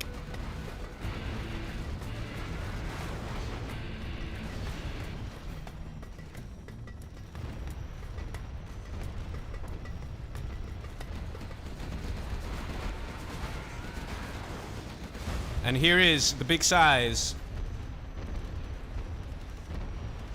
Sorry for the waiting, I was on the phone. Says big size, but big size is big size. We have no problems with big size getting ready. Mentally ready. For the next match. Here we go. Let's accept, let's see how this is gonna go down. This map, a best of one. Yes, and yes. And of course, it's random v random, so army is gonna make a difference here. Ladies and gentlemen, are you ready?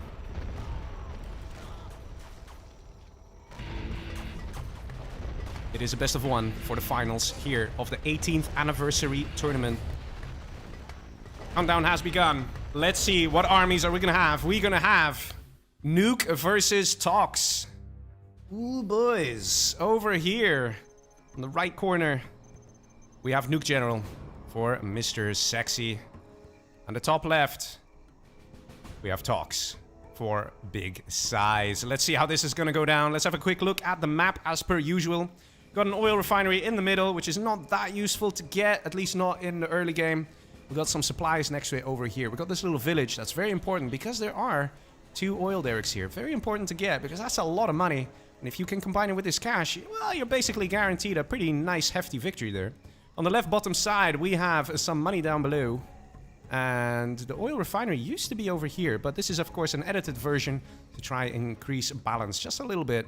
So yeah, let's see how this match is gonna play. War factory going up here for Sexy. Single war factory, single supply.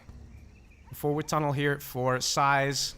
Mr. T running into the village, and so are a bunch of these workers. Tox in general might have a bit of an advantage here, just because it's easier to just put 1 RPG in here, 1 RPG in here, and... Why is it 50k? What? Why is it 50k? Setson, what did you do? What did you do? Setson, what did you do? Oh my god. What the hell, man? What did he do? Oh my god, this guy, for real. He needs to open.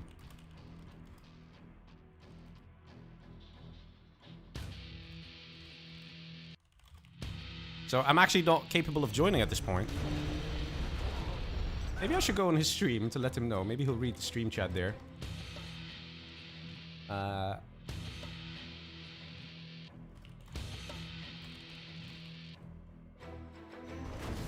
Let's see.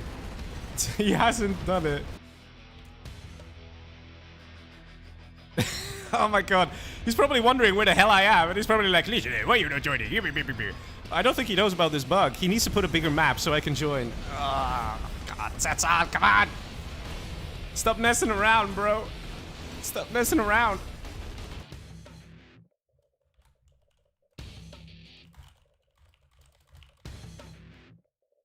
Oh my god. Let me call him on Discord. Let me see if that works.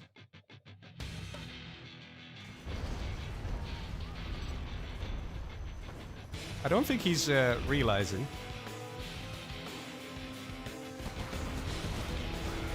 Thank you. Okay, he's realized. Alright, okay. Oh my god. I don't think he realized that he needed to do that, but it's okay, it's okay. We good now, we good. Alright, ladies and gentlemen, attempt number 2. Same armies. So this does kind of give the players a bit of a chance to sort of think out their strats, like what they want to do. And Sexy not loading for me. Oh dear. Oh dear. Sexy not loading. Oh dear. Why in the finals? Oh dear. What do we do? I want to see some ownage. I want to see some death and destruction.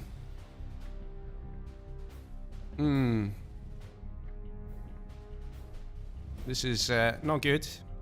Maybe Sexy can re his Radmin.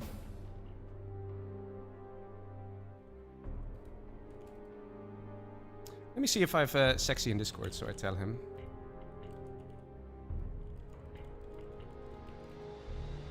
Just letting him know up front. I don't know if he sees the message, but just in the... to try and save time. Also for you guys, man, for you guys. AQ saying it sits on his rusty streamer. You know, you have a point. We need to get that guy back more often. Like, you know, not just on one stream per 6 months or something, or only World Series. He needs to be a little more active. Like, he's a great streamer. We should have more of him. Why not? We should totally blame him for this and say the only way you can remedy the situation is by streaming more often. What the hell, dude? So yes, Sexy is out. Sexy should re-Radmin.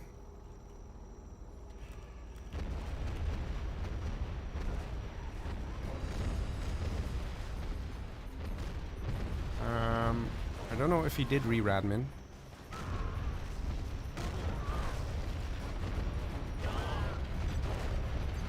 I'm just saying it here, in case one of these guys have a different way of communicating with him.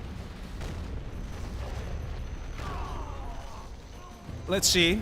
It's only one game, guys. It's only one game that's remaining, so it should be possible, right? We should be able to get through to it.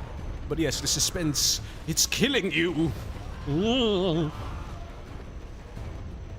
But yes, the finals. We want to see the finals. It's coming down to this, man. So many players have taken part in this.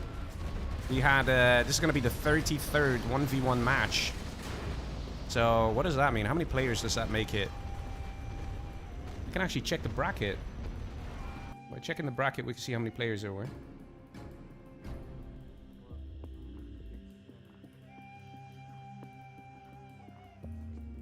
So, 16 times 2, 32, plus I think 4 more or something. So I think there were like 36 players in total, guys. 36 players in this tournament. And we've gotten to the very last match. Size versus Sexy. Jason in chat saying, this is Sexy's secret trick. Yeah, maybe. Maybe. It's just like, Radmin, bug out, activate, go. Okay, Sexy gone for a while now. This is slightly concerning. Is it his Wi-Fi again, maybe?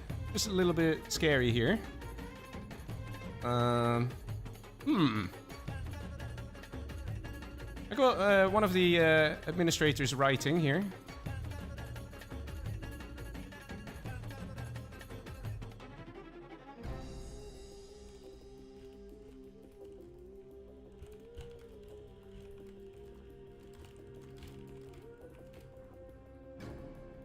Let's see. Still no word of Sexy.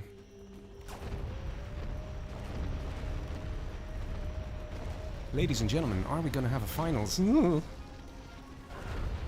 Everybody, fingers crossed in the chat. Let's do it. Fingers crossed. Hopefully we're gonna have its finals. Hopefully Sexy's alright here.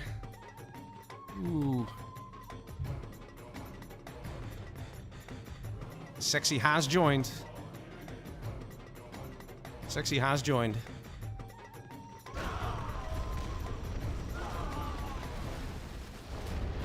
Let's see.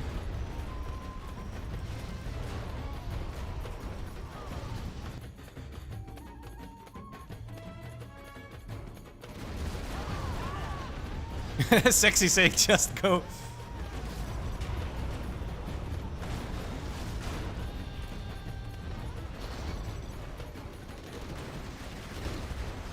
Alright, here we go, ladies and gentlemen, the finals. It looks like they are happening. It looks like they are happening. Sexy says, have fun. And boy, we will definitely have us some fun. It's not 50k this time, it is 10k. Sexy has loaded, we are in the game. It is happening, ladies and gentlemen. Who do you think is gonna win? We have Toxin here for size, and we have Sexy here as a nuke. It is happening. Let's see. I want to do a quick poll here. Who is going to win? And I'm going to write size or sexy. Or I'm going to add the third option. Don't know. I'm going to have a key. I'm going to have a look on that. I'm doing this right now, quickly. Because in the beginning, not that much happens. We already saw the build order before, so it should be fine. Let's see, ladies and gentlemen. So far, a lot of you are saying size. 69%, ooh, are saying size. And let me get rid of the brackets there as well. There we go. The finals, it is happening. Size coming in with tunnel network. Similar to the previous build that he did. It's just this time the Mr. T's are going down south here, as opposed to going to the east, into the city. You can see Sexy is doing a similar build order, though, to the previous one he did. And let's see what people are going to say. There's definitely a bit of a battle going with the poll here. 68% size, 16% sexy, 16% say, I don't know, man. I don't know. Mr. T coming in here from size. Going to be very annoying. And so far, it's looking good for size. Those little annoying attacks. Second War Factory has gone up. Nuke versus Tox. Battlemaster doing a great job here, but he's got to be careful. He can't come too close. That would definitely be a mistake. Coming too close to that Mr. T. Good result in the death. This guy just parked here. Very happy, very nice. And that forward tunnel, like I said, you put one RPG and one RPG. So there is a bit of an army favor here for size. Toxin Rebel coming in at the top. A second one to follow. Capture building already researched. So it looks like size will be able to get a nice chunk of that cash very soon, very quickly. It looks like one truck has been destroyed by the Mr. T. Bit of a miss micro here from Sexy. He might lose that truck if he's not careful. And here comes the first technical. And we'll be able to shoot down his Battlemaster. And that's going to leave some very nice scrap. Unless the scrap tonight comes in.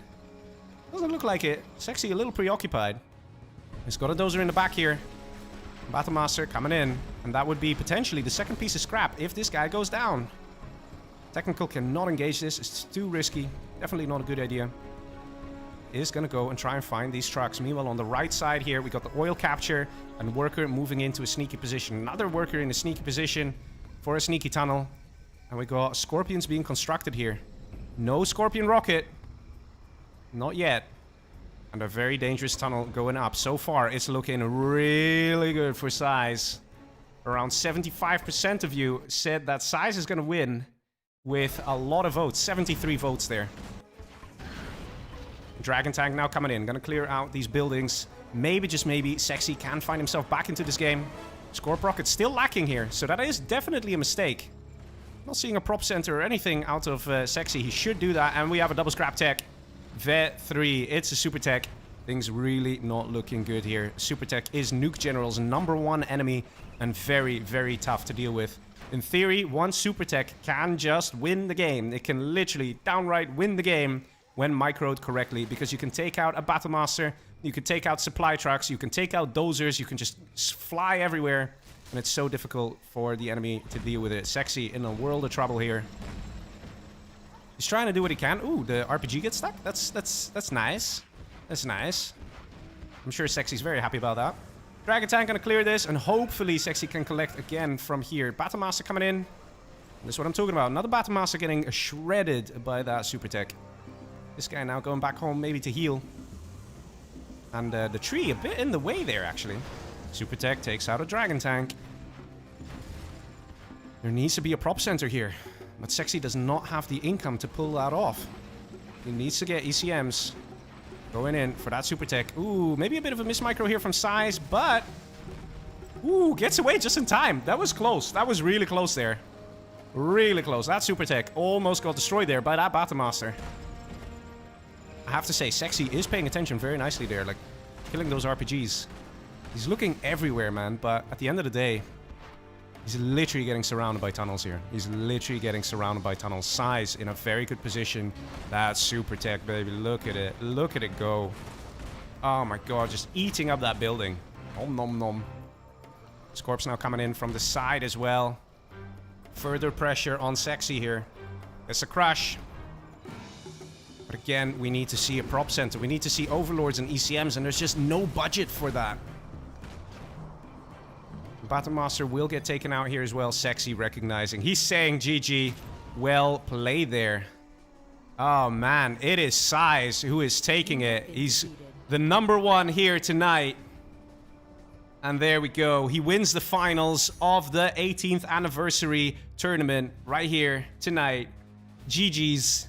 You can see he had a great time there. Look at that. 20k cash collected versus 15k. Sexy really had a lot of trouble there getting that income, maintaining that income. And Size with a super tech, man. So powerful. So good. I see Anti-Pro in the chat saying, GG, super tech. Like, like it's a given. It's just so difficult for Nuke General to deal with that. And of course, when Size is the one controlling the super tech, it ain't exactly easy, boys. It ain't exactly easy. So, well played there. Let's ask for a group voice chat here. Size and Setson. Size says, yeah, sure. Alright, let's see. Let's do it. I'm gonna have Setson over here. I'll add Size. Setson hasn't replied yet, but I'm just gonna do it. Alright, let's call away, boys. Ringing up. Mr. Big Size was having such a great time with our technical. Hello, Size. How do you do? Hello, my man. Hey, GG's, man. Well played. Thank you, thank you. How did it feel? How was it? It feels excellent. Been a while since I won anything, so it's good. Yeah, no, you did really good. And also, it was nice to see Sexy as well, and Fargo, some of the guys coming back. Like, who did you enjoy playing the most? I don't know, to be honest. I think versus Dominator, because that was a close matchup. When I saw his Humvees getting in my base, I was a bit worried, but then I got a lucky TT. Yeah. And saved me. But I also was a bit lucky with the armies on the maps, so it just everything went my way. So I'm happy. Did you feel like in the last match you had like an army advantage? Definitely. Tux is just so strong against Nuke. Yeah, and the moment when you had a super tech, was that when you were like, okay, I got this? Or did you feel that already before that? I think anytime you get the super tech versus China, you're in a good position. I just had to hold him off my base, and I bunkered in my workers, so yeah, it just all was good. Yeah, no, it was very nice. What do you think of this tournament layout, like in this style? I really liked it. I also told Yoga it was very well done, and you guys just amazing. I like that you just had to wait for your next opponent, and you guys were just there streaming everything, and it all was just so smooth. I liked it. I liked it a lot. Yeah, I think one of the things that worked out is that we were 2 streamers, so people wouldn't have to wait that long. Because I think if you have this with 1 streamer, I think it would be a bit more annoying for the players, right? Yeah. Shout out to you and Season. Great job, guys. Yeah, no, it was great fun to do. Very different. We had a lot of games. It's nice also to see just a variety of maps as well. I also always enjoy random versus random, just in case there is army imbalance. Sometimes you see someone just about managing, and or you see a player who might not be that pro. He gets an army advantage, and he might just be able to eliminate a pro. Those things are still fun to see, and exactly. things like that. Exactly. I want to say a big shout out to you. Congratulations, well done, and of course. Very nicely played by Sexy, coming in 2nd place, Dominator 3rd place. And of course, to my other co-caster who didn't pick up the phone. But it's okay, it's fine, you guys, we all know him, right? It's fine. Also want to give a big shout out to a Joker and Nickname who were behind the scenes all this time, legit, helping out, organizing players, saying who's going to play next and all these things. I think that should also be mentioned. And yeah, I hope everybody enjoyed it. So enjoy your prize, $100, Mr. Size. Congratulations. Thanks. All right, bye-bye, man. See okay, ya. take care. Bye. And that is going to be concluding tonight's stream. It was a very interesting tournament. If you guys did enjoy it, then hey, you have to give a like. Otherwise, YouTube will get very mad at you, legit, and they will ban you, and then you have to appeal it, and then all these things. No, I'm kidding. It's fine. It's up to you. If you liked it, give it a like. If you dislike it, give it a dislike. It's all good, useful feedback, and the same with Tsetson. Go to his stream, make sure you did the same, because, you know, it's great. These things, community comes together, and who knows, maybe in another 18 years, we'll do another one of these tournaments, guys. I mean, why not, right? It's a good reason to. But yes, that's going to be it for me tonight. GG's, I'll be off. Good night, everybody, and see ya.